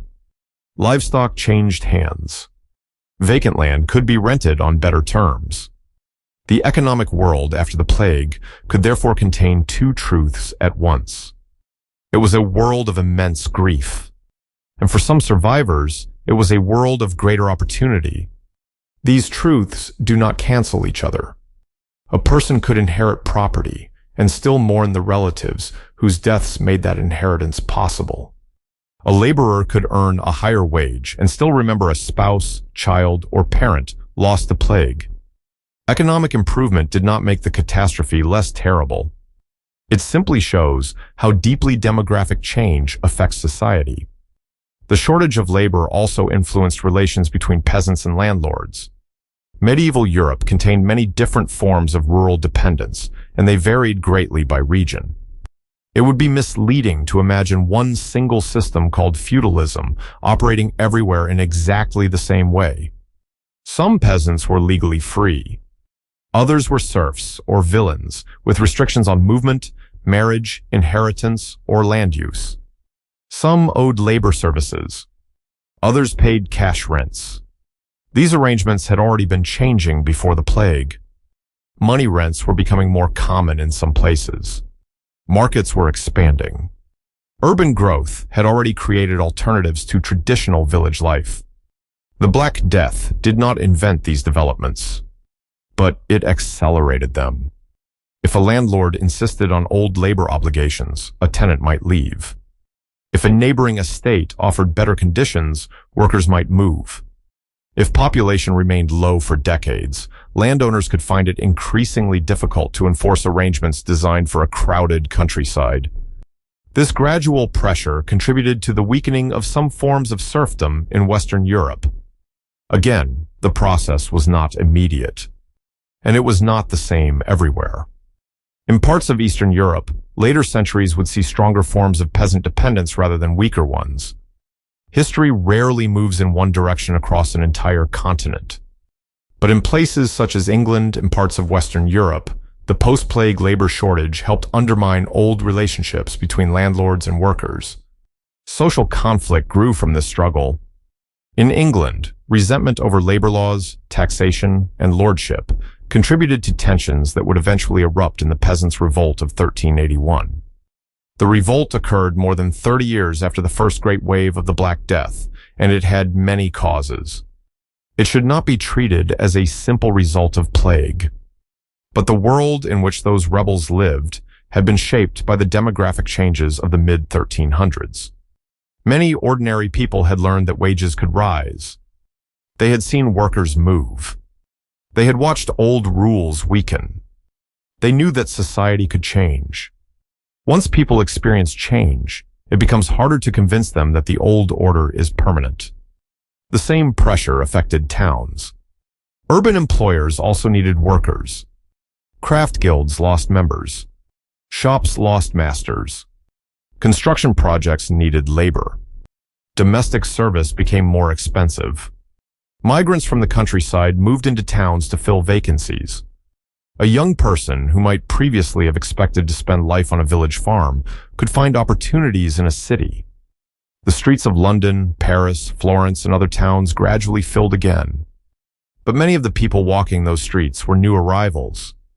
This migration helped reshape urban society. Work did not merely become more valuable. It became more mobile. The consequences reached into diet, clothing, household life, and consumption. More wages meant more purchasing power for some survivors. More access to land meant more access to food. Fewer people competing for resources could improve living standards in certain regions. Not immediately, not universally, But over time, the effect became visible. And the elite noticed that too. A laborer's clothing became better. A servant ate more meat. A craftsman purchased goods once associated with wealthier households. Social distinctions that had once been easy to see became slightly less clear. This would create another set of anxieties in the decades after the plague. But for now, imagine returning to the manor where this chapter began. The fields are still there. Some have returned to grass. A cottage is empty. Another has a new family living inside it. The old tenant is gone. The new tenant pays a lower rent. A shepherd moves sheep across land where grain once grew. A worker who once accepted whatever wage was offered now walks to a neighboring estate because the pay is better. The Lord still lives in the manor house. The church still stands. The social hierarchy has not disappeared, but something has changed beneath the surface. The people who work the land know they are fewer. The people who own the land know it too. The Black Death had taken away millions of workers, and in doing so, it had unintentionally raised the value of those who remained. This was not liberation. It was not equality. It was not the end of medieval hierarchy. But it was a shift in power. A quiet one at first. A negotiation over wages. A tenant leaving. A field abandoned. A rent reduced. A new inheritance. A workshop changing hands. Small decisions repeated thousands of times. That is how societies often change. Not with one declaration. Not with one law. But through countless ordinary people discovering that the conditions around them are no longer what they used to be. Before the plague, land had been precious because people were plentiful. After the plague, people themselves became precious because labor was scarce. And from that reversal came one of the great paradoxes of the Black Death. A catastrophe that destroyed families, communities, and entire ways of life, also created economic possibilities for some of the people who survived it. The dead left empty fields. The living looked at those fields and began to ask what they were now worth. And, perhaps for the first time in generations, many ordinary workers could ask another question as well. What am I worth? A generation after the first terrible wave of plague, Europe was still a wounded continent. But it was also a continent learning how to live differently. The fields had not disappeared. The churches had not disappeared. The markets had not disappeared. And yet, in many places, the relationship between people and the things around them had changed. There was more land for each surviving household. There were more empty homes. There were more opportunities for work. There were more inheritances passing unexpectedly from one branch of a family to another. And slowly, almost quietly, everyday life began to reflect those changes. One of the clearest differences could sometimes be seen at the dinner table. Before the Black Death, population pressure had made food security difficult for many people. Grain was central to the medieval diet. Bread, porridge, and ale provided much of the daily energy for ordinary households. Meat was available, but often in limited quantities for the poor. Good pasture was valuable. Animals required land, and land was under pressure from a large population. After the plague, that pressure eased in many regions. With fewer people, some marginal farmland was abandoned. Some arable fields were converted to pasture. Sheep and cattle could graze on land that had once been used intensively for grain. This change did not transform every peasant into a well-fed landowner, nor did it eliminate hunger. Bad harvests still happened. War still disrupted food supplies. Poverty remained real. But in some parts of Europe, surviving workers and tenants had greater access to food than their parents had known before the plague. Meat could become more common. Dairy products could become more available. Households with better wages could purchase foods once consumed less frequently. Even small changes mattered. A little more cheese. A little more butter. A piece of meat more often than before. Better ale. more reliable bread.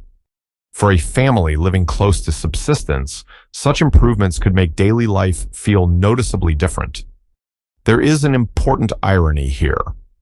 The Black Death had created terrible hunger in moments of local disruption. Fields went unharvested because workers died. Markets sometimes failed. Transport was interrupted. Yet, in the longer term, a smaller population could mean that available resources were divided among fewer people.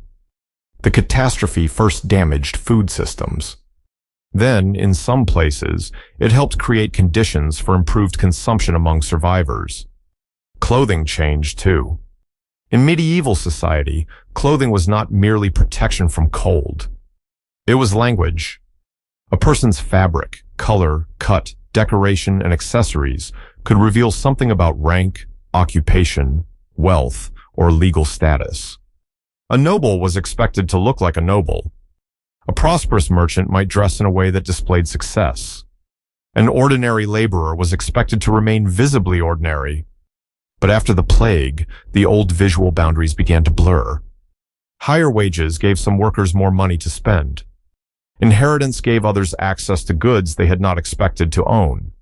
Second-hand clothing circulated from households where family members had died.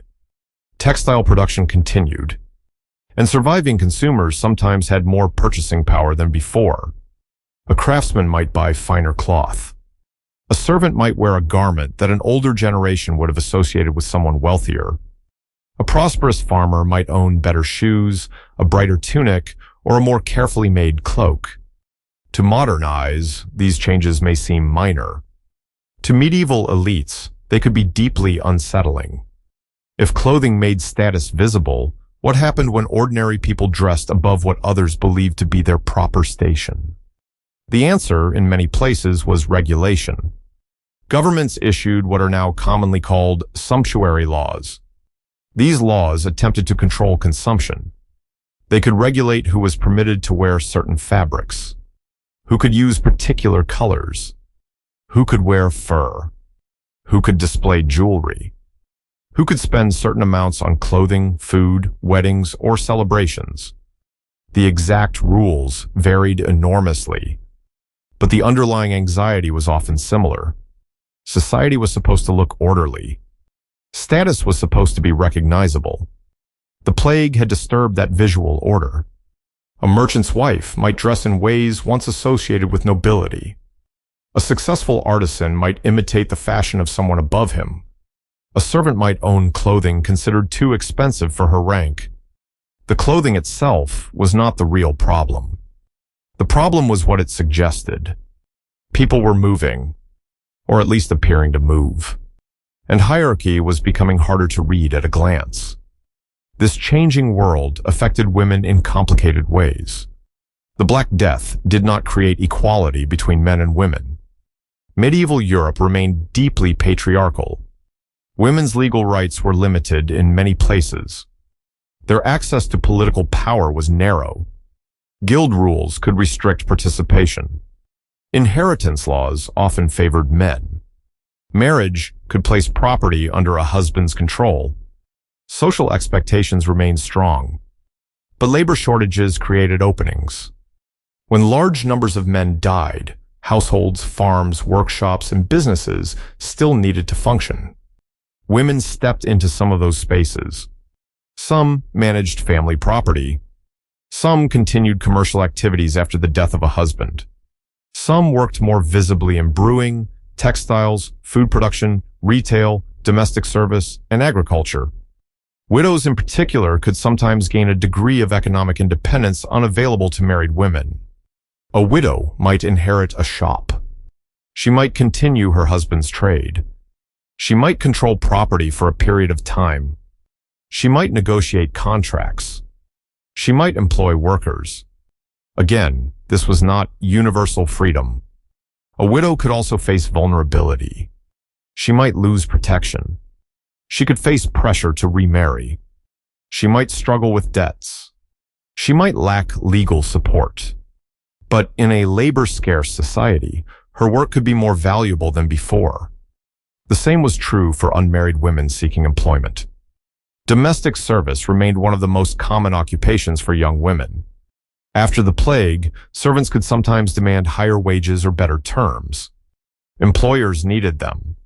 Households that had lost family members depended on hired labor. Urban households needed cooks, cleaners, caregivers, and assistants. Rural estates needed dairy workers, harvest workers, and people to care for animals. The demographic shock created demand wherever human hands were required. In textile towns, women continued spinning, preparing fibers, sewing, and participating in production. Some became more economically active within family workshops. Others sold goods in markets. The boundaries of acceptable work remained narrow in many places, but necessity could make those boundaries more flexible. Marriage patterns could also change. In medieval Europe, marriage was closely connected to property, inheritance, labor, family strategy, and household formation. After the plague, families were smaller. Potential spouses had died. Properties had passed unexpectedly to survivors. Young people could find themselves in different economic positions than anyone had predicted a few years earlier. A woman who inherited property might become a more attractive marriage partner. A man who acquired land might marry earlier than he otherwise could have. In some regions, improved wages made it easier for young people to establish independent households. In others, demographic disruption made family formation more difficult. There was no single European pattern. But marriage, like labor, was being reshaped by absence. Families had to reconstruct themselves. Imagine a young woman in a small English town. Before the plague, she expected to work in her parents' household until marriage. She had 2 brothers. One was expected to inherit most of the family property. Then plague arrived. Her father died. Both brothers died. Her mother survived. The assumptions that had governed the future vanished in a few weeks. Now the household's property might pass differently. The daughter might inherit part of it. She might help manage it. She might marry into another household with more bargaining power. Or she might remain unmarried and work in town. The plague had not given her rights out of generosity. It had simply removed people who had once stood between her and those possibilities. This same cruel arithmetic operated everywhere. A younger son became an heir. An apprentice became a master. A servant became a household manager. A widow became a business owner. A tenant gained access to better land. A laborer moved to a city. The hierarchy remained. But there were gaps in it. And survivors learned how to step into those gaps. Children growing up after the Black Death experienced perhaps the strangest transformation of all. A child born in 1355 had no memory of Europe before the plague. For that child, the world of empty houses and reduced population was normal. Adults spoke of a time when villages had been more crowded, when labor had been cheaper, when rents had been higher, when families had been larger, when streets had been full. But these were stories. Just as children today hear older relatives describe a world before technologies or events that now seem permanent, the post-plague generation inherited memories of a vanished society. They grew up among physical reminders. An abandoned cottage at the edge of a village. A field no longer cultivated. A churchyard crowded with graves. A family name that no longer appeared in local records. A workshop occupied by someone whose father had not owned it. A manor whose lord complained endlessly that workers demanded too much money. They also inherited psychological memories. Adults who had survived the plague often carried a stronger awareness of how quickly life could end. Wills became important. Religious donations continued. People commissioned prayers for the dead. Art and literature increasingly reflected mortality. The closeness of death had always been part of medieval life, but the Black Death intensified it. At the same time, survival could produce a stronger desire to enjoy the present. This is not unusual after catastrophe. Some people became more devout. Others spent more. Some invested in property. Some married. Some gave money to churches. Some bought clothing. Some built homes. Some simply wanted comfort. It is easy to imagine plague survivors as permanently silent and traumatized. Many surely were deeply affected. But human beings do not remain in one emotional state forever. People mourn and still laugh. They remember the dead and still attend weddings. They fear another outbreak and still open shops in the morning. Life resumes not because grief disappears, but because daily needs return. Bread must still be baked. Children must still be raised. Roofs must still be repaired. Taxes must still be paid. Animals must still be fed. And eventually, celebrations return. Markets become crowded again. Music is heard. Weddings take place. People tell jokes. The world becomes noisy. The plague also changed consumption in towns. Surviving artisans and merchants could benefit from higher demand for certain goods. Households with more disposable income purchased better clothing, tools, furniture, food, and household objects. This helped stimulate markets. A richer peasantry in some regions could buy goods that earlier generations might have produced at home or gone without. Commercial life therefore recovered in a different social environment. The customer base had shrunk. But some customers had more money. Elites did not always welcome this change. To them, the world could appear upside down. Servants wanted higher wages. Peasants wore better clothes. Workers moved without permission. Common people consumed foods or fabrics associated with higher rank. Women appeared in economic roles once filled by deceased men. Young people seemed less willing to accept old conditions. Authorities responded with laws, sermons, regulations, and complaints. But they faced a basic problem. The demographic reality was stronger than nostalgia. They wanted the world of 1340. The population of 1360 could not support it in the same way. This tension continued for decades, and plague itself continued to return. The great outbreak of 1347 to the early 1350s was not the end. New waves appeared repeatedly. A particularly severe recurrence struck in the early 1360s. Later generations sometimes called it the Second Pestilence. Other outbreaks followed. This meant that recovery happened beneath a continuing shadow. A town could rebuild its population and then lose people again. A family could recover from one generation of loss and face another outbreak later. Children who had heard stories of the first plague could experience a later epidemic themselves. European society, therefore, did not simply move from disaster into safety. It entered a new age in which plague became a recurring presence. That repetition shaped behavior. People began to think differently about disease. Cities watched arriving travelers more carefully. Officials kept records. Communities remembered which places had been infected. The idea that an outbreak could return became part of urban consciousness. But before those more organized responses fully developed, ordinary people were already adapting in thousands of private ways. They changed jobs. They moved. They married.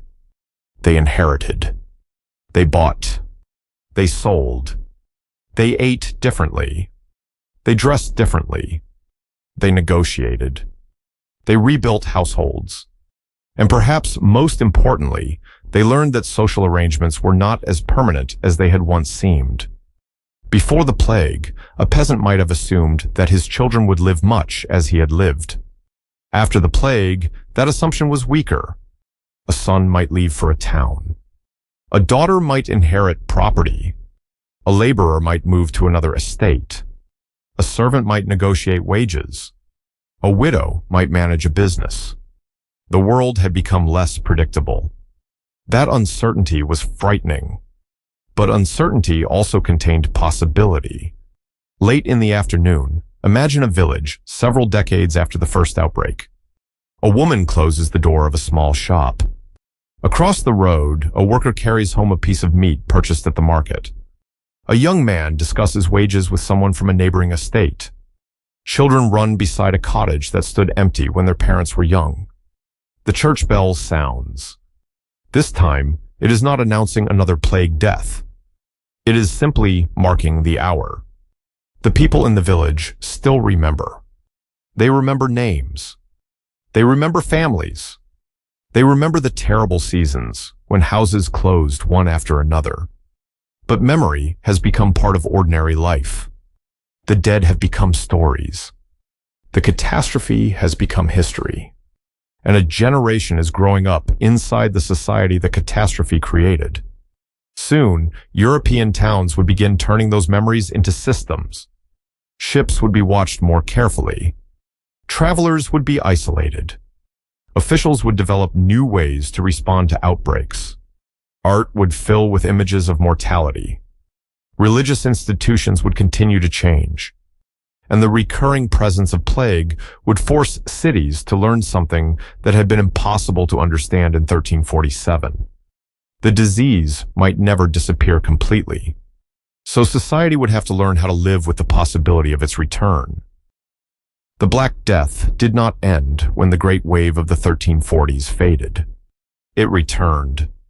Again and again, plague reappeared in European cities and regions during the later 1300s and for centuries afterward. Sometimes an outbreak was limited. Sometimes it was devastating. A generation that had survived the first great catastrophe could watch the disease return to its children. A town that had rebuilt could hear the bells begin again. This changed the way people thought about illness. Before the Black Death, plague could seem like an unimaginable disaster. Afterward, it became something different. Still terrifying, but familiar. And familiarity, even with danger, can produce observation. Cities began to remember patterns. Officials compared one outbreak with another. Merchants noticed which ports were infected. People understood that a ship arriving from a diseased city might carry more than cargo.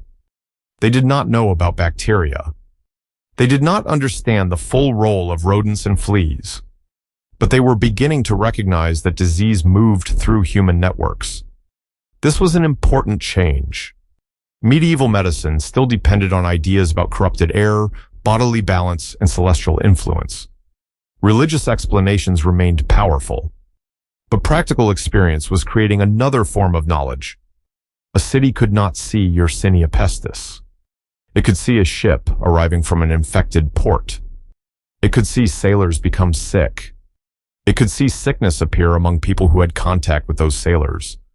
And from this repeated observation came some of the earliest organized attempts to control epidemic disease. The commercial cities of the Mediterranean were especially important. Places such as Venice, Genoa, and Ragusa depended on movement. Ships were their lifeblood. They brought grain, cloth, spices, metals, passengers, letters, and wealth. A port that closed completely might protect itself from one danger while creating another. No trade meant no income. No grain shipments could mean shortages. No merchants meant declining revenue. The challenge was therefore not simply to stop movement. It was to manage it. In 1377, the Adriatic port city of Ragusa, known today as Dubrovnik, introduced a system requiring people arriving from infected regions to spend a period of isolation before entering the city. At first, the period was commonly 30 days. Later, systems of 40 days became associated with the word quarantine, derived from the Italian expression for 40 days. The exact development varied across places and time. But the principle was revolutionary in its simplicity. Do not immediately allow potentially infected travelers to mix with the population. Wait. Observi. Separate. This was not modern epidemiology. It was not based on germ theory. But it represented an important step toward public health. The city was no longer treating disease only as an individual problem. It was treating disease as a problem of movement, space, and community. Venice and other maritime powers developed increasingly elaborate systems over time. Ships could be inspected. Travelers could be questioned. Goods could be isolated. Special facilities, later called lazarettos, were established outside or near cities where people and cargo could wait before entering the general population. The sea that had once carried plague invisibly was now being watched. Imagine a ship approaching a Mediterranean port generations after the first Black Death. The captain sees the familiar skyline. Church towers rise above the water. Warehouses line the shore. Small boats move between larger vessels. But instead of sailing directly into ordinary commercial life, the crew may be required to stop. Officials ask where the ship has been. Which ports did it visit? Was there disease there? Did anyone die during the voyage? Are any sailors sick? The questions sound simple, but they represent a profound change in the relationship between government and disease. Authorities were beginning to gather information. They were beginning to think in terms of prevention. The idea that public officials had a responsibility to protect the health of the city slowly became stronger. This process was uneven. Measures were imperfect. People lied about outbreaks. Merchants resisted restrictions. Local governments feared economic damage. Enforcement varied, and plague continued to return despite these efforts. But institutions learn gradually. Each outbreak created new records, new rules, new memories. A failed response in one year could shape a better response in another. Cities developed boards and officials responsible for health. Death records became more important. Reports traveled between cities. Authorities watched neighboring regions. The simple question, where is the disease now, began to matter politically. In a world without telephones, laboratories, or electronic maps, this information moved slowly. A messenger might ride for days. A merchant might carry news. A letter might warn that a port was infected. By the time the warning arrived, conditions could already have changed. Still, information became part of defense. That idea would become fundamental to later public health. Observe. Record. Compare. Restrict movement when necessary. Separate the sick. Manage burial. Clean public spaces. These were not complete solutions, but they were signs that European society had been changed by repeated experience. The effects of plague also appeared in art. Death had always been central to medieval Christianity. Church walls, sermons, prayers, and religious literature regularly reminded people that earthly life was temporary. But after the Black Death, mortality acquired a new cultural intensity. Artists increasingly represented death as something close, physical, and unavoidable. One of the most famous themes was the danse macabre, or dance of death. In these images, death appears as a skeleton or decaying figure, leading people from every level of society. A pope, a king, a noble, a merchant, a craftsman, a peasant, a child. All are drawn into the same procession. The message is simple. Status cannot protect you. Wealth cannot protect you. Power cannot protect you. Death eventually takes everyone. This idea was not new, but after a pandemic that had killed across social boundaries, it felt painfully immediate. A person looking at a dance of death image did not need imagination to understand the lesson. He had seen it. The plague had made the equality of mortality visible. A noble family could disappear. A wealthy merchant could die beside his servants. A bishop could be buried during the same epidemic as a farm laborer. The social hierarchy remained powerful in life. Death ignored it. Another common idea was memento mori. Remember that you must die. The phrase encouraged people to reflect on the temporary nature of earthly success. Objects, paintings, tombs, sermons, and literature carried this reminder. Skulls appeared as symbols. Bones appeared. Clocks and fading flowers later became common symbols of passing time. The point was not always despair. It could also be moral instruction. If life is short, live correctly. Prepare spiritually. Do not become too attached to wealth. Remember what matters. For a society that had survived the Black Death, these ideas carried unusual weight. Religion itself also changed, but not in one simple direction. Some people became more devout. They donated money to churches. They founded chapels. They paid for prayers to be said for their souls and the souls of relatives. They joined religious brotherhoods. They sought protection from saints associated with plague. They commissioned works of art, expressing gratitude for survival. Others became more critical. The church had not prevented the Black Death. Priests had died. Monasteries had lost members. Some clergy who replaced them were young or poorly trained. In places where experienced priests had disappeared, the quality of religious leadership could decline. Ordinary people noticed. A community that had lost a respected priest might receive a replacement with less education or less experience. This did not necessarily destroy faith, but it could weaken confidence in institutions. The distinction matters.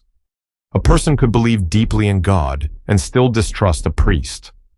A person could remain religious while questioning church officials. A community could demand better spiritual leadership.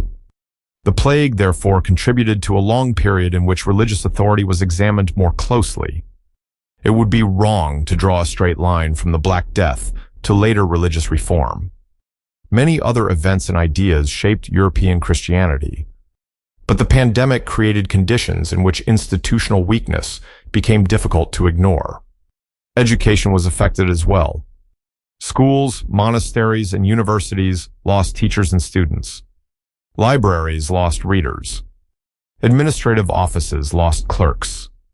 But death also redistributed wealth. People without surviving heirs sometimes left money to religious institutions, schools, hospitals, or charitable foundations. New endowments appeared. Colleges received property. Churches received gifts.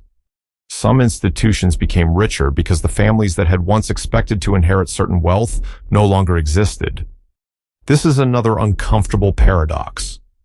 The destruction of individuals could strengthen institutions. A merchant dies. His children are already dead. His will leaves money to a hospital. That hospital expands. A landowner loses most of his family. Property passes to a religious foundation. A college gains income for decades. The plague created absence. Society continuously reorganized around that absence. In towns, governments also had to confront practical problems they had rarely faced on such a scale. Who removes bodies during an outbreak? Where should people be buried? How should infected houses be managed? Who is responsible for maintaining food supplies? What happens when officials themselves die? How can markets remain open without increasing risk? How should outsiders be treated? These questions forced urban authorities to become more involved in ordinary life. Public health was not born fully formed from the Black Death.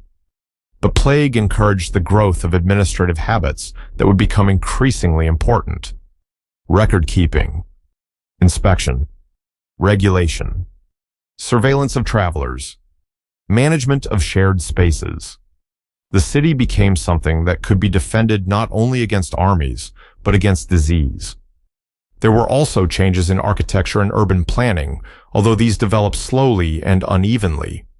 Repeated epidemics encouraged concern about ventilation, waste, burial practices, and overcrowding. Authorities sometimes ordered streets cleaned. Waste disposal could be regulated more closely. Markets could be moved. Hospitals and isolation facilities could be built outside dense urban centers. Again, many of these measures were based partly on incorrect theories about bad air. But an incorrect explanation could still produce a useful environmental improvement. Cleaning waste from a street did not eliminate plague by itself, but cleaner streets could reduce other forms of disease. Separating infected people could limit some types of transmission. Moving burials away from crowded areas could improve sanitation. The history of public health often advances through mixed motives and incomplete knowledge. People solve one problem while believing they are solving another. The economic changes produced by the plague continued too. Higher wages remained a major source of tension. Landlords adjusted. Some reduced labor services. Some accepted cash rents. Some converted farmland to pasture. Some leased land on more favorable terms. Urban businesses recruited migrants. Guilds adapted to shortages. The social world became more flexible in some regions. This flexibility did not mean social equality. Nobles remained powerful. Kings still ruled. The church remained central. Most peasants remained poor by modern standards. Women continued to face legal and social restrictions. But the idea that everyone would occupy exactly the same place as their parents had become less certain. Mobility became more imaginable. That change mattered psychologically as much as economically. A person who knows that another village offers better wages thinks differently about his employer. A tenant who knows that vacant land exists thinks differently about rent. A servant who knows that households are competing for labor thinks differently about obedience. Possibility changes behavior. And once behavior changes, institutions are forced to respond. This is why historians are careful when discussing the connection between the Black Death and the Renaissance. It is tempting to tell a simple story. The plague destroys medieval Europe. The old order collapses. Survivors become wealthier. Art flourishes. The Renaissance begins. Real history is more complicated. The Renaissance had roots that predated the Black Death. Italian cities were already wealthy. Classical texts were already being studied. Humanist scholarship was already developing. Trade, banking, political competition, urban culture, and patronage all played major roles. The plague did not suddenly invent Renaissance Europe, but it did alter the environment in which later cultural change occurred. Wealth was redistributed. Labor became more expensive. Institutions changed. Inheritance patterns shifted. Religious confidence was tested. Urban governments became more active. People thought intensely about death, fortune, time, and human vulnerability. These changes became part of the complicated background to the late medieval and early modern world. The Black Death should therefore be understood not as a single cause, but as an enormous disturbance. Imagine a river flowing through a landscape. The river already has a direction. Then a storm brings a flood. Banks break. Channels move. New paths open. The water continues to flow afterward, but not always where it flowed before. The Black Death was like that flood. European society already contained change. Commercial growth. Urbanization. Political conflict. Educational development. Religious tension. Changing labor relationships. The plague pushed many of these forces into new channels. And because plague kept returning, the memory of catastrophe remained alive. A merchant in 1400 might live in a world very different from the one his great-grandfather had known in 1330. But he still feared the same word. Plague. He might hear that a nearby city had cases. He might delay travel. A local government might restrict ships. A family might leave town. A church might organize prayers. A health official might begin watching the gates. The response now contained layers of experience. Faith, fear, observation, administration, memory, all at once. Europe had not defeated plague. It had learned to recognize it. That distinction was significant. When the first ships arrived in 1347, people had almost no idea what they were seeing. Generations later, they still did not know the bacterium. But they knew the pattern. A report from another port. A sick traveler. Several deaths. A closed house. An official order. A ship held offshore. The sequence had become familiar, and in that familiarity lay the beginning of something new. Not modern medicine, not yet, but a society capable of learning from repeated disaster. The Black Death had shown medieval Europeans that disease was not only a private tragedy. It could disrupt markets, destroy tax revenue, empty armies, close ports, break households, change wages, challenge religious institutions, and threaten the functioning of an entire city. That meant disease had become a political problem, an economic problem, an administrative problem, a social problem, a problem that governments could no longer leave entirely inside the walls of individual homes. This was one of the quieter legacies of the pandemic. The bells had taught cities to count, to watch, to remember. By the end of the 14th century, Europe was still medieval. Its castles remained. Its kings remained. Its churches remained. Its villages still followed the seasons. A farmer still woke before sunrise. A merchant still worried about ships. A priest still rang bells. But beneath these familiar surfaces, the world had moved. Labor relationships were different. Communities had been reshaped. Public authorities had begun to develop new responses to epidemic disease. Art carried new images of mortality. Religious institutions had been tested. Economic possibilities had widened for some survivors. The Black Death had not created the modern world. It had opened cracks in the old one. And through those cracks, change continued slowly. Not like a sudden sunrise. More like water finding a new path through stone. Quietly. Persistently. Year after year. Until the Europe that emerged could no longer be exactly the Europe that had existed before the bells began to ring. Years have passed since the bells rang without rest. Return now to the kind of village where our story began. It is late afternoon. The sky is pale. A thin mist is beginning to gather over the fields. A farmer walks along a familiar path with mud on his boots. Smoke rises from several chimneys. A child runs beside a low stone wall. Someone is repairing a cart. Someone else is closing the door of a workshop. The church bell sounds once in the distance. Only once. No one stops in fear. No one begins counting. It is simply the bell marking the hour. Life has returned. But it is not the same life that existed before the plague. Some of the houses are occupied by families whose parents never expected to live there. Some fields belong to people whose names would never have appeared in the old inheritance plans. A stretch of land beyond the village is now pasture instead of grain. A cottage at the edge of the settlement has disappeared entirely. Its roof collapsed years ago.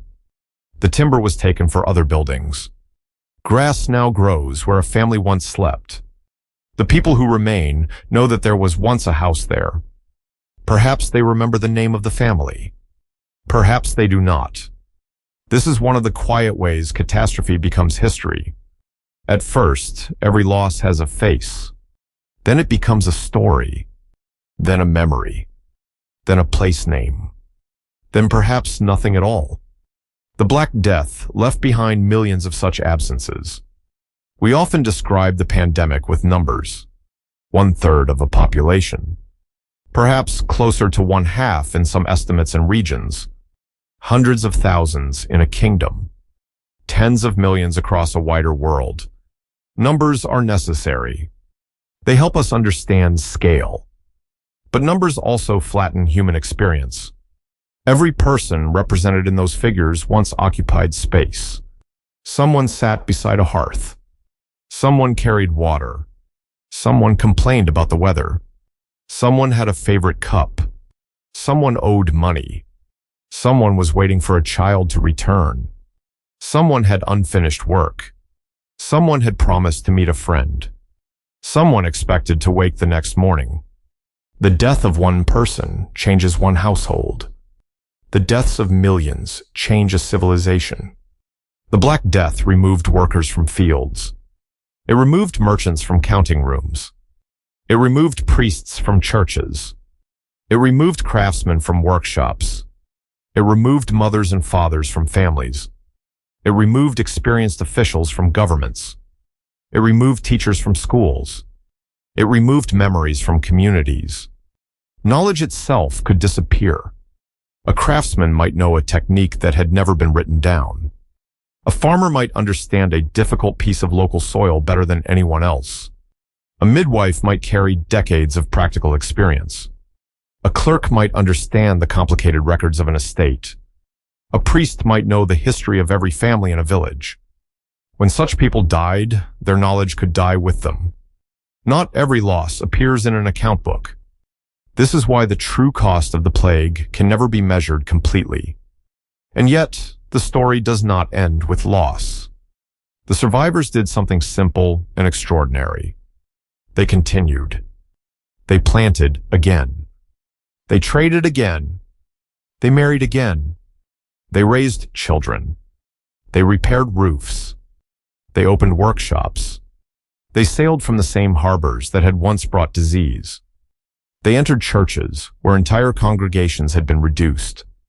They walked through streets where they had watched neighbors disappear.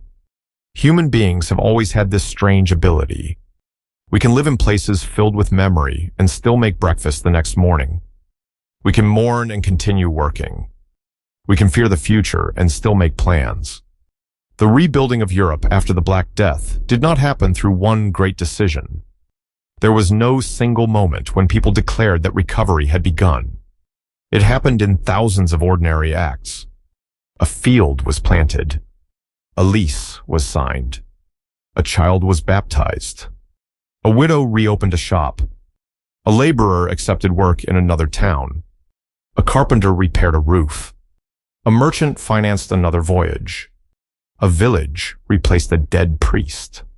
A family moved into an empty house. These actions were small. Together, they rebuilt society.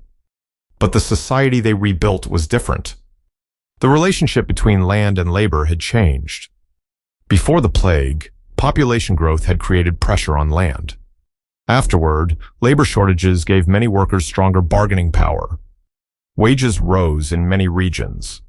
Landlords struggled to preserve older economic arrangements. Tenants could sometimes negotiate better conditions. Workers could move in search of opportunity. Some old obligations weakened. The plague did not end feudal society by itself. It did not create a sudden age of equality. But it altered the balance. And once that balance moved, it never returned completely to what it had been. Land use changed too. Some marginal fields were abandoned. Some became pasture. Sheep grazed where grain had once grown. Villages contracted. Some disappeared. In parts of Europe, fewer people meant more resources for those who remained. Diet could improve. Consumption could expand. A worker might afford better clothes. A household might eat more meat. The old visual boundaries between classes became less certain. Elites tried to restore those boundaries with laws. But laws could not entirely reverse the economic consequences of demographic collapse. Property moved through unexpected hands. Inheritance changed families.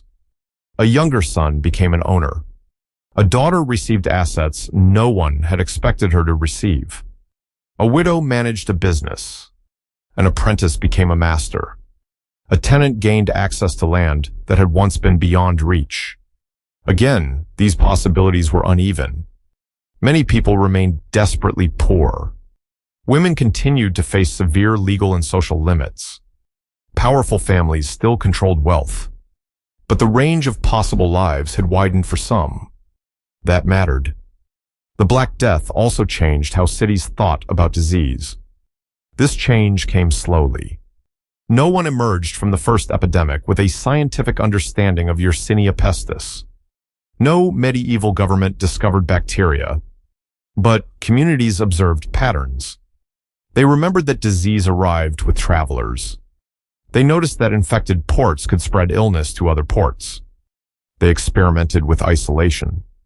They restricted ships. They developed systems of quarantine. They created public health offices and specialized facilities. These measures were incomplete, sometimes ineffective, sometimes based on incorrect ideas. But they represented a major shift. Disease was becoming something a government might actively monitor, not merely a punishment to endure, not merely a private tragedy, but a public danger that could be observed, recorded, and managed. That idea would outlive the plague itself. The cultural memory of death changed too. Europe had always known mortality. Medieval Christianity constantly reminded believers that life was temporary. But after the Black Death, images of death became harder to ignore.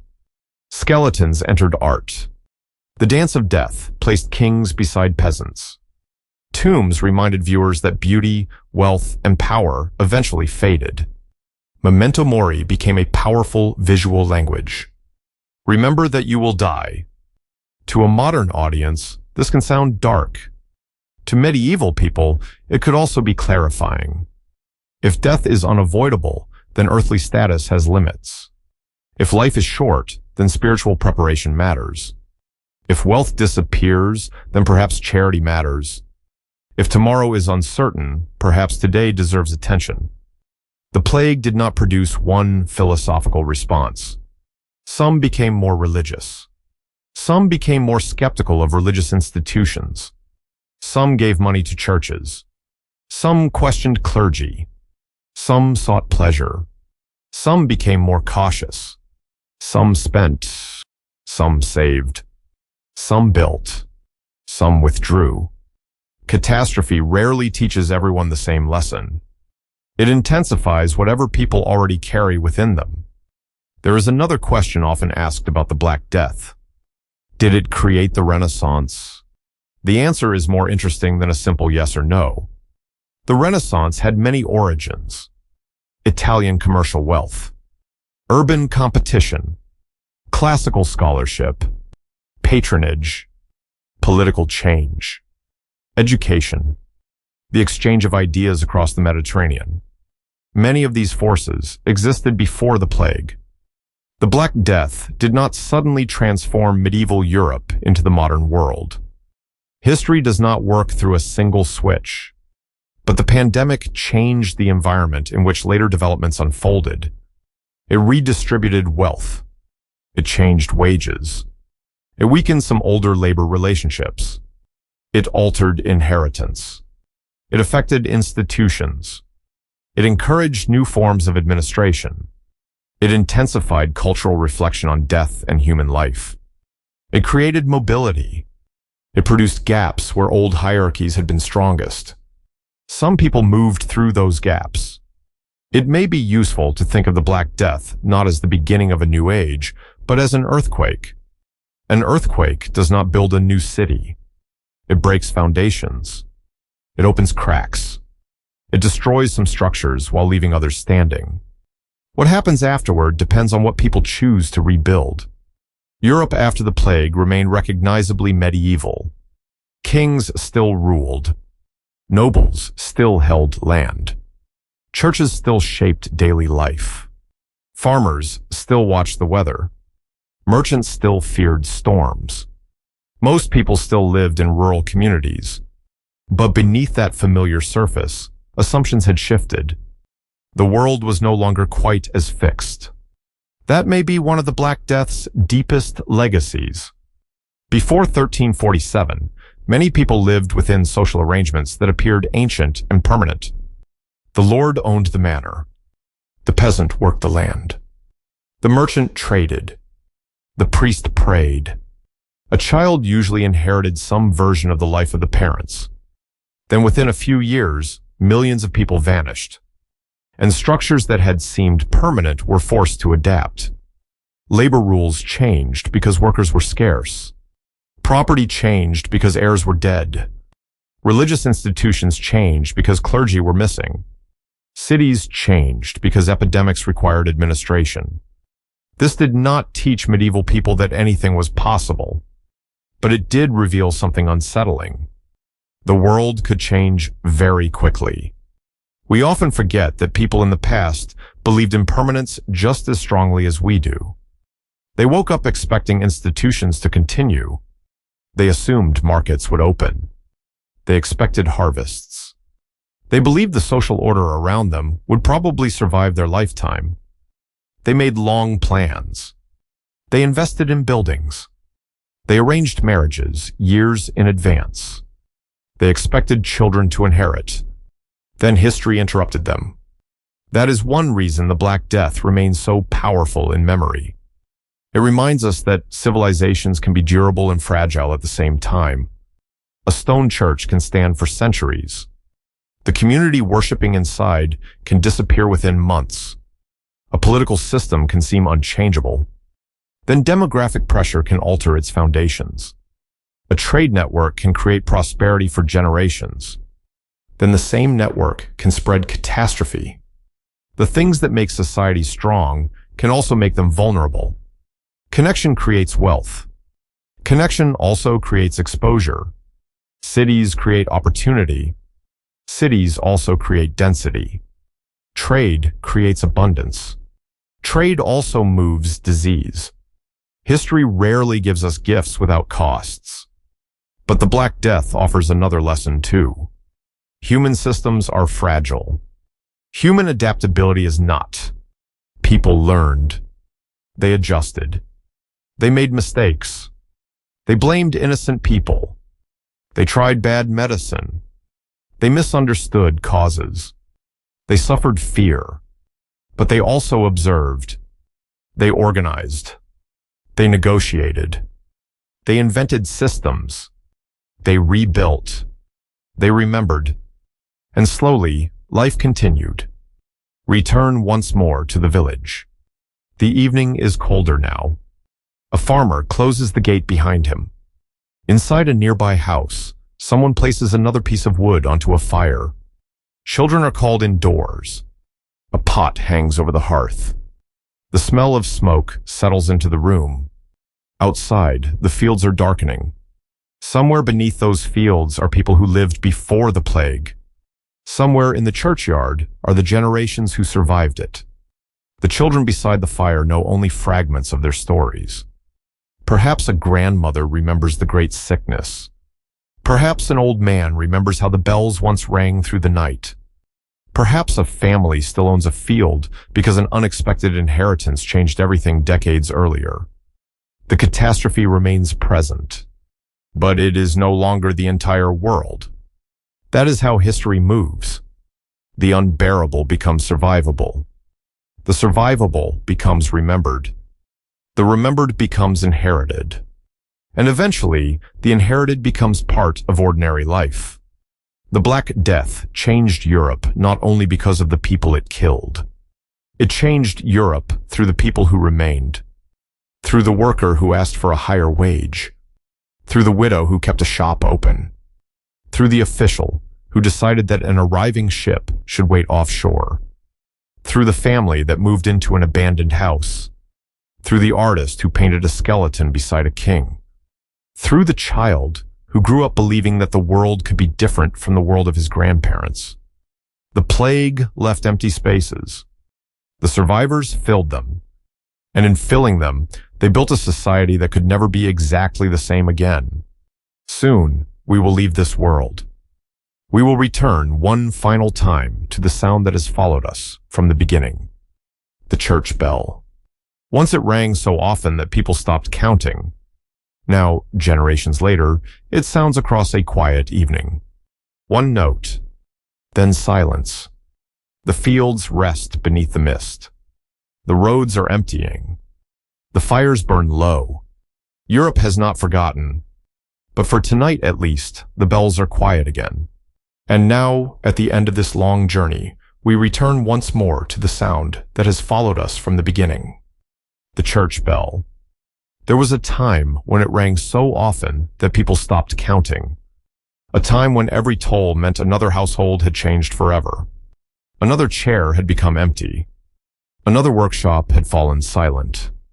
Another family had learned how quickly the ordinary world could disappear. But that time did not last forever.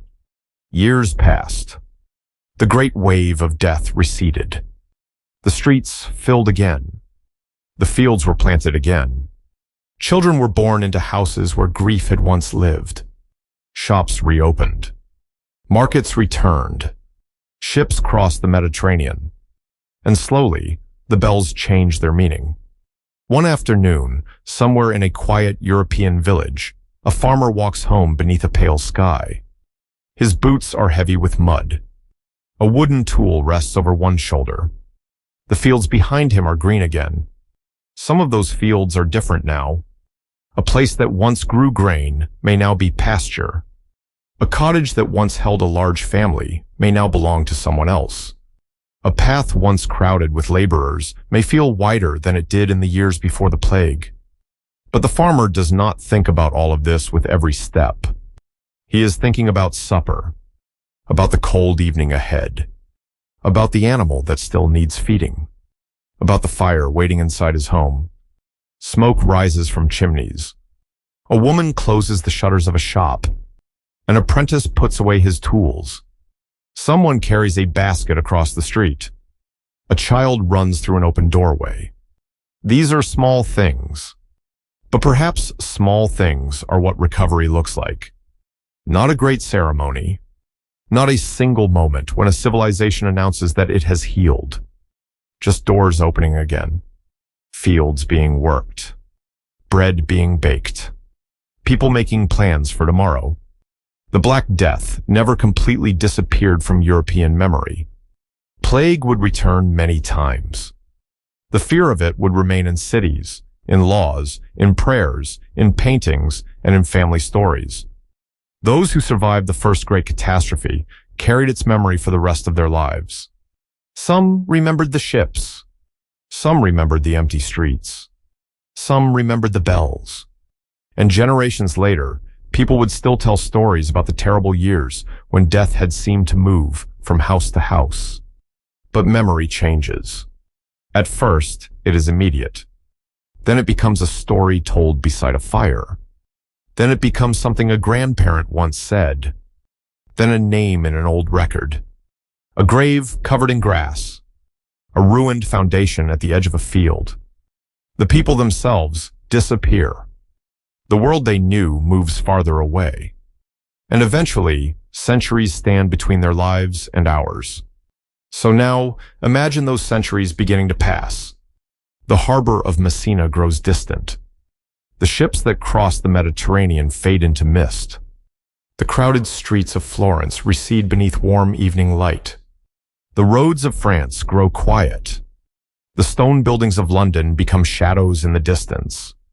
The fields of medieval England disappear beneath a thin layer of morning fog. The merchants are gone. The monks are gone. The farmers are gone.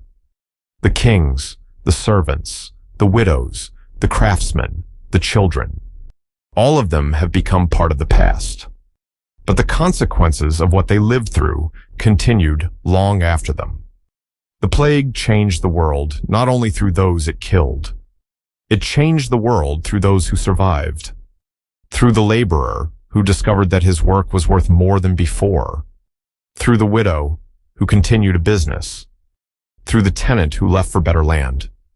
Through the official who watched an arriving ship and decided it should wait outside the harbor. Through the artist who painted death beside kings and peasants. Through the child who grew up in a world that no longer looked exactly like the world of his grandparents. The old order did not vanish in one night, but it shifted, slowly, quietly, sometimes almost invisibly. And from those shifts came a Europe that would continue changing for centuries. Perhaps that is the final thought worth carrying from this story. The people of 1346 believed their world was permanent. Most people do. We wake inside familiar systems and assume they will still be there tomorrow. The same roads, the same work, the same rules, the same expectations. History reminds us that this is never completely guaranteed. But history reminds us of something else too. When familiar worlds change, people adapt. They rebuild. They remember. They create new routines where old ones disappeared. And sometimes, without fully realizing it, they begin building a different future. The bell sounds once more. Not urgently. Not endlessly. Only once. Its note moves across the rooftops. Across the fields. Across the quiet road where the farmer is almost home. Then it fades. The evening grows darker. The fires inside the houses burn lower. The last voices disappear behind wooden doors. The streets empty. The fields rest. There are no more years to remember now. No more numbers.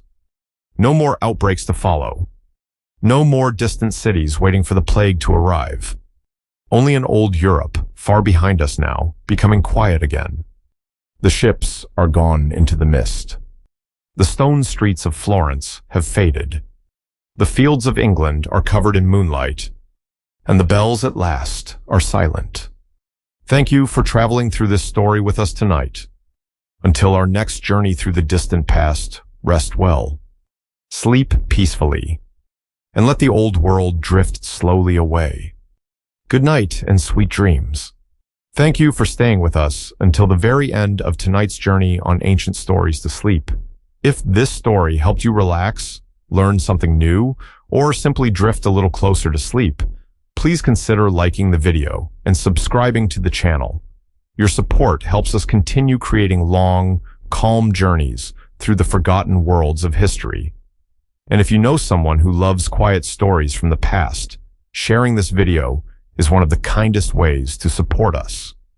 Until our next journey through time, rest well, sleep peacefully, and let the distant echoes of history fade gently into the night.